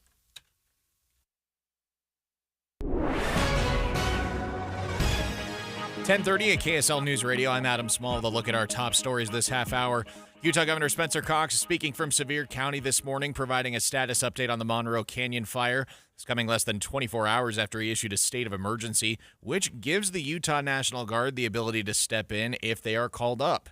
Chris Krober with the Utah National Guard says they are often called in to help with large fires. That response lately has looked like helicopter support, and so, we can drop water on a fire from the air. Right now, he says the Guard is training and preparing for the scenario they are called upon. Out here along the Wasatch Front, drivers in Davis County should expect big delays this evening as I-15 will only have one open lane available in both directions. KSL News Radio's Heather Kelly has more on this road construction project. UDOT issued a press release stating most of the lanes on I-15 will be closed tonight starting at 7:30 p.m. for bridge work. Communications manager Mitch Shaw says this is part of a new Shepherd Lane interchange in Farmington. The lane closures will be in place between Park Lane and 200 North in Kaysville, both northbound and southbound. UDOT says this project is expected to be completed late next year. Our top national story this hour from ABC News. Today is the last day of a 3-day hearing from the NTSB on the mid-air collision over Washington's Reagan National Airport. ABC's Sam Sweeney is there. We learned that the American Airlines crew was never warned that there was a helicopter nearby, and that the people who were working in the tower over the last several years have been complaining and sounding the alarm to the FAA that there are simply too many aircraft. In 2023, they wrote a letter asking the FAA and the airlines to reduce the number of flights in the area, and of course that didn't not only happen, they added 5 additional flights. 67 people died in the collision between the Army helicopter and the American Airlines jet. Your money at this moment. New tariffs announcements still causing the markets to struggle. The Dow is down 473 points, more than a full percentage point. S&P 500 is down 81. NASDAQ is down 371. Coming up, more hot, dry weather for the weekend and a little bit of breezy weather this afternoon. Take a look at that next. KSL News Time is 10:32. The sources where we get our news matters. When you listen to Utah's Morning News, we want you to feel the stories are important to you and trustworthy. This is Amanda Dixon. And I'm Andy Farnsworth. Join us weekday mornings on KSL News Radio. Hi, this is Doug Wright. For years now, I've been telling you about Connecticut soft water systems that use 2/3 less salt than the others. But I've never told you exactly how they do that. Well, there are several ways, so consider this as part one in a series. Most of the softeners out there use a finicky, hard-to-adjust computer to guesstimate when to cycle, and it errs on the side of cycling too often, which means it'll burn through way too much salt way too soon. Connecticut is different. It has an all-mechanical system that measures the water precisely. No computer, no guesstimating, so it cycles only when needed. The result, Connecticut delivers perfectly soft water 24/7 using minimal salt. So why not save your lower back from carrying the 3 bags of salt when all you need is 1? Call Northern Utah's authorized Connecticut dealer, Connecticut Quality Water Systems of Salt Lake. Call them now, 801-576-8600, or log on to softwaterutah.com and tell them Doug sent you. The movie show coming up in about a half an hour. We're broadcasting live from Hale Center Theater in Sandy, and I'm joined here by Michael Fox and Dave Smith. Michael, it's time the general public finally gets their first crack at 2026 season tickets. That is correct. There are 9 incredible shows on the season this coming year, but we're also giving people the opportunity to buy just 8 or 7. And pick what they want to see. So there's something for everybody's budget. Remember that the tickets for kids up until 17 years old are always half price. One of the best values in theater in the country, let alone just Utah. Thank you. We agree. And I think it's very important that for us to raise up the next generation of artists and art lovers, we need to make it accessible for them. And so having half-price tickets for them up till 17, kids can come on dates, all those kinds of things. It's lots of fun. What's fun are the shows that incorporate the kids in some way. I'm thinking of the Peter Pan, suddenly the name's Finding Neverland. Finding Neverland, where it's like all the kids in the audience get to stand up. That was such a cool moment. How did that feel, David? David was the actor who played that. I truthfully believe what Charles Frohman says in that show, where theater should be for everyone, right? And so getting the chance to look around and say, all the kids in the audience, raise your hand, and seeing them and seeing their faces light up, that for me as an actor and as a storyteller is the most fulfilling experience, to get to have that first touch with them of being like, this is what theater's all about. Helps you to feel, to put yourself into someone else's shoes. Finding Neverland was a magical experience. There's something about being there in person, hearing the performers sing. It's one thing to see it on the screen. We talk about movies all the time, but actually watching them do it, where you're hearing the original audio from their pipes, it's you can't replicate that. Right. There's an energy to live performance that is exchanged between performers and an audience, and it is magical and it is wonderful, and it's not that expensive. Season tickets start at just $62 per performance for adults. $62 a show. $31 for the kids. For professional level theater, and so that's really, really great. They are available to you now. Don't wait. Jump on hct.org, or where do they call, Andy? 801-984-9000. I actually see the box office already starting to hum, and people are standing by to take those season ticket orders. Again, starting at just $62 a show for adults, $31 a show for your kids up through age 17. Always half price. And we're going to tell you about a new stage, a brand new secret. I just found out about this today. A new stage at Hale Center Theater coming online for 2026. 801-984-9000 or hct.org. Hey, it's Ryan Reynolds here from Mint Mobile. Now, I was looking for fun ways to tell you that Mint's offer of unlimited premium wireless for $15 a month is back. So I thought it would be fun if we made $15 bills. But it turns out that's very illegal. So there goes my big idea for the commercial. Visit mintmobile.com/radio. Upfront payment of $45 for 3-month plan, equivalent to $15 per month required. New customer offer for first 3 months only. Speed slow after 35 gigabytes if network's busy. Taxes and fees extra. See mintmobile.com. This message comes from Viking, committed to exploring the world in comfort. Journey through the heart of Europe on an elegant Viking longship with thoughtful service, destination-focused dining, and cultural enrichment on board and on shore. With small ships that bring travelers closer to the destination, there's more time to explore. And every Viking voyage is all-inclusive, with no children and no casinos. Discover more at Viking.com. Traffic and weather together is brought to you by Mountain America's My Style checking account. Here's Heather Kelly. Well, Davis County has our slowest traffic right now. Southbound I-15 between 200 North and Kaysville and Park Lane and Farmington, where we have one lane restricted in that area, and that's what's causing the delays. Northbound I-15 looks great, though, in Utah, Salt Lake, Davis, and Weber counties. No problems in Parley's Canyon, but if you're heading westbound I-80 away from Kimball Junction toward the summit of the canyon, that also has a lane restriction in place. Heather Kelly in the KSL Traffic Center. KSL weather, another hot, dry weekend, but we should be avoiding the triple digits at least. Look for a high of 95 today in Salt Lake City, 93 tomorrow, and then 94, plenty of sunshine on Sunday. Right now it's 82 degrees in downtown Salt Lake City. I'm Adam Small from the KSL Common Spirit Health Studios. Listen online at kslnewsradio.com. We are Utah's news, traffic, and weather station.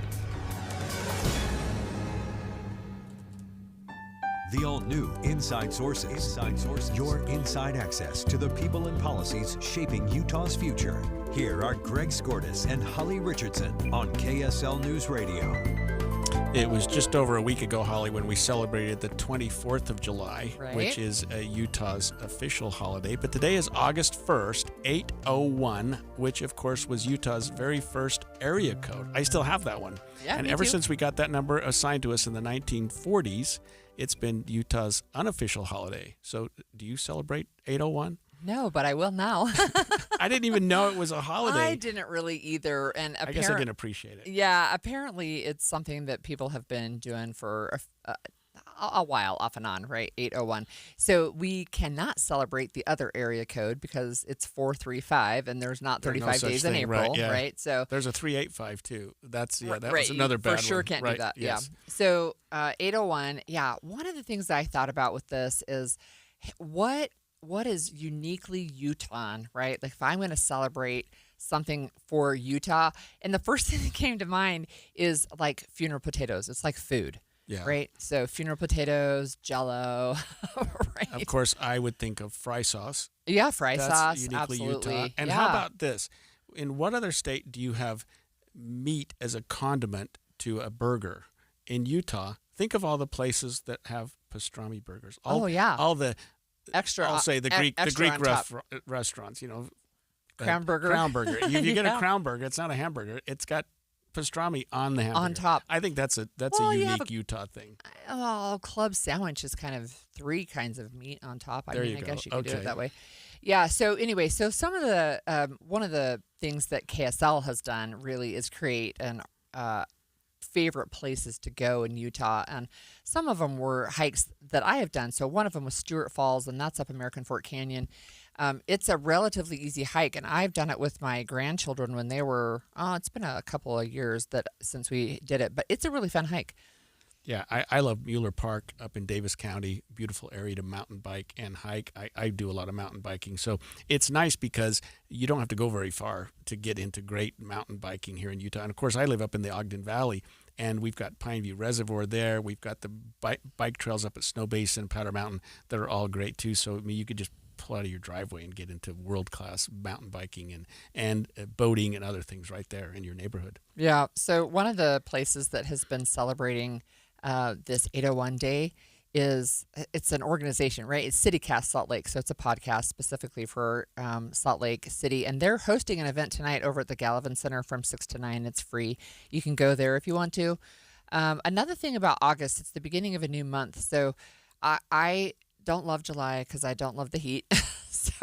So my happy news is that August, by the time you get to August, it's starting to cool off, at least at night, and that part's good. But it's also the beginning of Utah Pacific Islander Heritage Month, and they're kicking off events this weekend as well. And so that's one of the things that our listeners could go and spend some time doing is some of the things that they're doing. They have celebrations. I think they start tonight. There's something all day tomorrow. Maybe they started yesterday. No, tonight because it's August. They start today with Pacific Islander Skate Night in Mill Creek, and then there's like all kinds of things all day tomorrow. Interesting. So I just had never thought about 801 as a holiday. I know, but it is. It's you know, and it's the OG. It's the original. It's the original area code for Utah. I have a holiday for you every single day. I know you do. You always have something. So there's else. Lots of unofficial holidays, right? And some official. So we have state Statehood Day. That's in, I think, January. Okay, so I will share with you today's unofficial day besides the 801 day. It's actually National Girlfriends Day, so I actually am going to go to lunch with girlfriends today. I will pretend that I had that planned, but I didn't really. And then it is Homemade Pie Day. So I want to know, do you make homemade pies, you or your wife? We don't as often as we could. My wife is celiac, and she has a hard time finding the right. Pie crusts. Yeah. You like them to be flaky. Yeah. There's a lot of things you can make with gluten-free flour. Pie crusts, maybe not one of them. So we don't have those as often as we should. So I didn't make pies for years because I made a pie crust one time, and my husband complained about it. So I love pies, by the way. I didn't make it again for 35 years probably. And then during pandemic baking, I'm like, okay, I'm really going to spend the time to try and learn how to make pie crust. I was successful. It takes a lot of time, but they can really be good. My grandmother made me a banana cream pie every year for my birthday. Oh, and that's awesome. I always think about that. That's awesome. Okay, I just have a couple of fun facts for the day before we transition to our last segment. But on this day in 1779, Francis Scott Key was born. Of course, we know him as the author of the national anthem. And in 1933, the death penalty was imposed for anti-fascists in Germany. Whoa. Imagine that. Yeah. Yeah. A lot has changed. Yep. And in 1944, on August 1st, Anne Frank wrote her last diary entry. Ouch. Yeah. Yep. Okay. Well, with that, we will take a break. And when we come back, we're going to be talking with the movie show. And we're going to talk about things that you've watched at a movie that brought you to tears. By laughing. By laughing, yeah. So, we cry a lot at the movies. Which ones made you laugh to tears? That's coming up next. Remember, you're streaming us. You can stream us live at kslnewsradio.com and on the app for KSL News Radio, sponsored by At Your Service Pros. Home sellers, do not lose money selling your home the old way. Make more money when you sell your home with a Bank Buster loan. This is Rod with the Save Right Realtor team at Realty Path. Average interest rates are in the mid to high sixes, but Save Right Realtors will market your home with a fixed rate as low as 4.75%. The ultra-low Bank Buster rate gives buyers monthly payments that are hundreds less than comparable homes. When your home is much more affordable, you get a larger pool of potential buyers who can buy your home. When buyers compare homes and see your home is hundreds less per month, you'll get a quicker offer and a higher sale price. Do not lose money selling your home the old way. Sell faster and make more money. Sell with Save Right. Sell with the Bank Buster loan. Call 801-APPROVE or visit SaveRight.com. The movie show is going to come to you live today from Hale Center Theater in Sandy at 9900 Monroe Street. And if you haven't been to this place, it is amazing. The shows are out of this world. You can't find a better value to see a live production in Utah than at Hale Center Theater, because you're getting New York City Broadway level for like a third of the New York City Broadway ticket price. Michael, Footloose. That's what you guys have right now on the Young Living Essential Oil Center stage, and I loved it. I loved the energy. It starts with Footloose. I mean, it starts with the title song, It wraps with the title song, and in between you've got the hits that you remember from the 80s. Holding Out for a Hero. Let's hear it for Almost the boy. Paradise. Almost Paradise on top of a railroad bridge that comes out of the sky. What you guys can do in there just has blown me away. And it is. It's all smiles. And you do it better than the movie in some of the spots. Oh, that's kind. Holding Out for a Hero in particular, I loved. You guys have like montages of 80s movies. Copyright issues meant you had a really creative way around that. But then when those characters step out of the movie and down onto the stage, way better. Way better. It's fun creatively to take a piece that is known and make it magical in a new way. And I like that it actually incorporates the song that was a background element in the movie because it was just a soundtrack moment, and you turn it into actual fitting with the characters and moving the characters' arcs and story along. That was just great. And here's the thing. Is this the first show you guys have ever put on that is actually set in Utah? Ooh, that's a good question. I'd have to think about that a little bit. I do know the answer would be no, because lots of Grandma Hale shows were set here in Utah. Oh, okay. So, and so we used to. That's how we started on Main Street in the '80s. Was mostly Grandma Hale shows. Her great little comedies about family and such, and so we've done those. But I'll have to think hard if there's another show that is set in Utah. Because they're driving in the car. Oh, I can't wait to tell you more about Footloose. But you guys still have tickets available for showings of Footloose. I highly recommend this. They've got half price for kids 17 and under. Yep. And a great price for adults. 801-984-9000 to get tickets to that. They've also got opening in a week or two. Yeah, just in a little bit. The musical comedy Murders of 1940. Just a fun thing. And we've got a really interesting twist on that one. I'll just tease it. That twist is the whole show is a black and white movie. Oh, I thought you were going to say the Butler did it. Actors who will be in black and white, even made up. Oh, now that... I can't wait to see that. 801-984-9000 to get tickets or hct.org. Getting help with electrical repairs is easier than you think. All you have to do is call Any Hour Services or schedule an appointment at anyhourservices.com. No one helps more homeowners than Any Hour Services.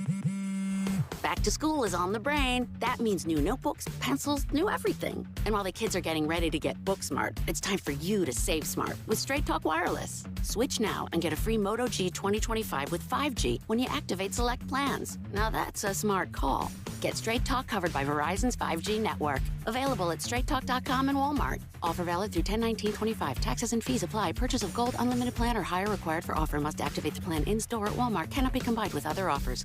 William is one of millions of Americans who uses GoodRx to save on the cost of their prescriptions. My oldest daughter, Camilla, 2 days old, she had to have open heart surgery. All of a sudden, she's on 5 different medications. It adds up at the end of the month. Me and the pharmacist got so tight. She said, GoodRx save you a lot of money. Saving that extra $200-300 a month. We're able to do all these extra activities, so it puts less stress on our household, and it puts less stress on our pockets. Download the free app or visit GoodRx.com and start saving today. GoodRx user compensated for their time. GoodRx is not insurance, but can be used instead of insurance. Whether you're building your $1 million dream home, giving your current home a facelift, or just trying to get it out of the minor leagues, Peach Windows and Doors brings the big league look. Modern style, energy efficiency, clean lines, tough builds, and curb appeal that hits like a home run. Not sure what you need? No sweat. Peach has the coaching staff to get your home in the game. No pressure, no gimmicks, just solid game plans and pro-level results to help you knock it out of the park. Come see for yourself big, beautiful windows that bring the outside in. Visit Peach Windows and Doors showroom, big enough to spark ideas, small enough to feel right at home. It's time to step up your game and make your house the MVP of the neighborhood. Why live in the minor leagues when you can swing like $1 million? Peach Windows and Doors, because real homes play like champions. Visit peachdoorsandwindows.com or call 801-566-1255 for your free consultation. That's Peach Windows and Doors. Give them a call, 801-566-1255. Inside Sources. Okay, so before we move to the movie show, there was one more fun fact of the day that you told me about during the break that I have to talk about. You have to mention to our listeners. Okay, so this was 5 years ago on August 1st, 2020. Egypt, the country, had to tell Elon Musk that its pyramids were not, in fact, built by aliens because Musk had tweeted out a conspiracy theory that they were. They're like, no, sir, they were not. Probably not. Okay, and your dad joke. I have a dad joke. Okay, so we're talking about funny movies later with the movie show, guys, but what do you call a factory that makes products that are just okay? I don't know. A satisfactory. Okay, thank you very much. Chickating. Okay, before we go to the movie show, well, actually, as we go to the movie show, the big movie of the week, The Naked Gun. I'll find him. This is what I do. Says you served 20 years for man's laughter. You mean manslaughter? Must have been quite the joke. So let's bring in our movie show host who can break down. Greg, have you ever defended someone for man's laughter? No, but I like it. That's how you spell it. That's how you spell it. No, that was the funny thing about that joke is I had never thought of it until they said that line in the movie, and then I just busted up. And that's what you get for... And this is where I'm going to say, thankfully, only 85 minutes. Yeah. But that's going to sound weird because usually you say thankfully because you're like, oh, this is so terrible. I'm just glad it's over. This was a case where I laughed so much that I was thinking towards, about the hour mark. I'm like, I don't know how much I've got left in me. Yeah. Like, this has wrung all these laughs out of me. I'm going to run out of energy here, and if there's still another half hour, what am I going to feel about the final few minutes of the movie? But fortunately, I didn't have that worry because they ended it you said as you came out of the movie, it was like the perfect length. Yeah, I almost want to see it again because I felt like I missed half the jokes because I was laughing, and so I missed the joke because I was still laughing at the previous joke. Now, this is my favorite style of comedy. The original Naked Gun from the Files of Police Squad I saw as a 13-year-old, and it has been one of my 5 favorite comedies of all time. This farce, parody, satire style really is my type of sense of humor. So when it's done well, it gets me. Airplane, if you remember the movie Airplane from the early 1980s. Oh, yeah. Naked Gun was this style. In fact, that's where Leslie Nielsen, the producers of The Naked Gun, wanted to cast Leslie Nielsen as the detective because of his job as the doctor who just did everything straight while all this craziness was going on around him.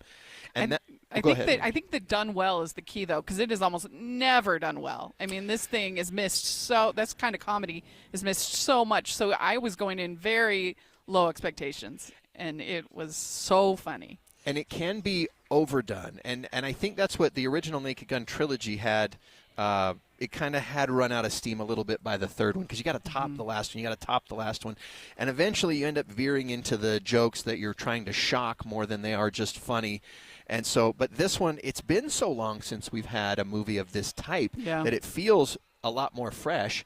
Plus, you've also got all the years of movies to make fun of that they can parody in ways that haven't been parodied yet, just because the movies are somewhat new. Yeah, and just so many political events and social things and different things that have happened since then that you have to make fun of. Yeah, and so I laughed so hard that my face hurt. Yeah. Wow. So, Andy, who do you have with you today? Rachel Wagner's joining me again as Steve Rachel. continues to convalesce. We're hoping to have him back soon, but Rachel's been doing a great job joining me. Fellow critic and Rotten Tomatoes certified, which is even fancier than me. There you go. So that's because of The Naked Gun and because we found it so funny. And I took our producer, Gustavo, and he and I just sat there like wiping our eyes the whole time. And like, oh my gosh, my sides hurt. So we thought that it would be fun this week. And this is a key. The question we're asking is, what's a movie that you watched in theaters that made you laugh to tears? Part of the reason we asked this question is so few comedies are going to theaters anymore. True comedies like this, hardly at all. And well, we'll talk about this in the movie show, but one of the producers says we've eaten broccoli and been told that it's candy because comedies aren't true comedies anymore. So we want you to remember, and I don't know how far back you're going to have to go to remember a movie that you watched in theaters that made you laugh to tears. Do you guys have one? Yeah, but I did have to kind of stretch. But we can try this. So what I believe you were trying to say is thank you. Thank you? You're welcome. What? No. I didn't. I wasn't. Why would I ever say that? I mean, So I see what's happening, Moana did make me laugh out loud. That was one of the ones that I thought was pretty funny. There are some where I'm trying to think, like a long time ago, Monty Python and the Holy Grail. That was pretty funny. That's a great but, and you saw that one in theaters. Yeah, I must have because it was a long time ago. You have to see it first in theaters. Okay. Well, no, and the reason I want to say that is just because I think it's interesting to make people think, like, what do you remember laughing at in theaters? There's something about laughing about it with everybody else around you. Okay, here's the one that the movie wasn't great, but the line brought me to tears. Cinderella story, out of nowhere. A former greenskeeper now about to become the Masters champion. It looks like I'm a wreck. It's in the hole! It's in the hole! Hey, Come on, you have to laugh now when you hear that, Andy. I'm laughing listening to it. I was just trying not to laugh over the clip. Bill Murray sounds like Donald stole that Trump. movie. Yeah. I would say that that's great. Yeah, that's one of those that you're sitting there watching it going, oh my, this is the funniest thing I've ever seen. And that was the funniest golf movie ever until I saw Happy Gilmore in 1997. Yeah. And that immediately jumped it. But yeah, that's the thing. So we had a Happy Gilmore remake last week. We have a Naked Gun remake this week, and it stars Liam Neeson, okay? You got to take a serious actor to make this ridiculousness next level funny. They wouldn't let him quote do comedy. They didn't want that. They're like, we're going to write the jokes. We're going to have the things. You know, if he had tried to be like Goofy, like, oh, man's laughter, That wouldn't have been funny. Yeah. Him reading it serious as if he has no idea. Yeah. That's what It's makes it funny. It's like Leslie Nielsen when you talk about Airplane. I mean, talk about a straight man whose lines were so funny you couldn't even get I over them. can't even remember. I think I saw that once, but I can't Yeah. remember it. Another one I was thinking of, and this is going way back too, was Pink Panther, right? With the accent and stuff. Oh, I'll have yes. it, right? That was funny. But I don't really appreciate the humor that is, I think, crass. That's not my style. I don't like it. A lot of the movies that are labeled comedy are just dumb to me. So I enjoy really good comedy. It's fun. No, and Pink Panther's a great suggestion Yeah. because it is totally a comedy and it is designed to make you laugh out loud. But it isn't just, silly, let's see how many jokes we can throw against the wall. Right. There's a lot. But yeah, I'm with you, I think that everybody has their own sense of humor and things that hit them. And I know that this hit my 13-year-old in me watching Naked Gun this week. And I won't deny that. So there may be some that don't find it that funny. But, boy, if the reaction of the people watching it, I think a lot of people are going to find it that Well, funny. I think it's a good mixture. It's got some raunchiness, but it's not overboard. Right. It's got just enough to be like, oh, and then it has the spoof elements. The only thing I worry about is that some of the stuff it's spoofing isn't really made anymore. So people are going to get those film noir detective kind of jokes. We don't get those movies much anymore. But I was laughing continuously. Well, I sound like it sounds like I need to go see it this weekend. That sounds like Just a lot of watch fun. the trailer, Holly, and see if it makes you laugh. Because the trailer made me laugh. Man, laughter has already got me, right? It's like, okay, I can do that. That's funny. Hey, where are you guys today? We are at Hale Center Theater in Sandy, and we're going to talk about this 2026 season tickets. We're going to talk about the show Footloose, set in Utah, a movie that's famous here in Utah, but so well done here. And we got all that, plus we're going to talk about wrestling, believe it or not, on the movie show today, too. Well, there wow. you go. It Hey, is I'm a gonna- broad spectrum of things. I'm going to set you up here. Surely you're joking. No, I'm not joking. And don't call me Shirley.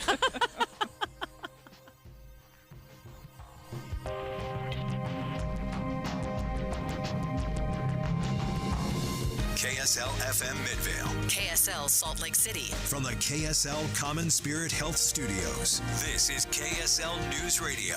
Utah's news, traffic, and weather station. 11 o'clock at KSL News Radio, I'm Heather Peterson. KSL's top story this hour, firefighters are still fighting the Monroe Canyon fire, which has grown to more than 55,000 acres. While they were able to hold the line at Highway 24 overnight, they still lost containment, which now stands at 7%.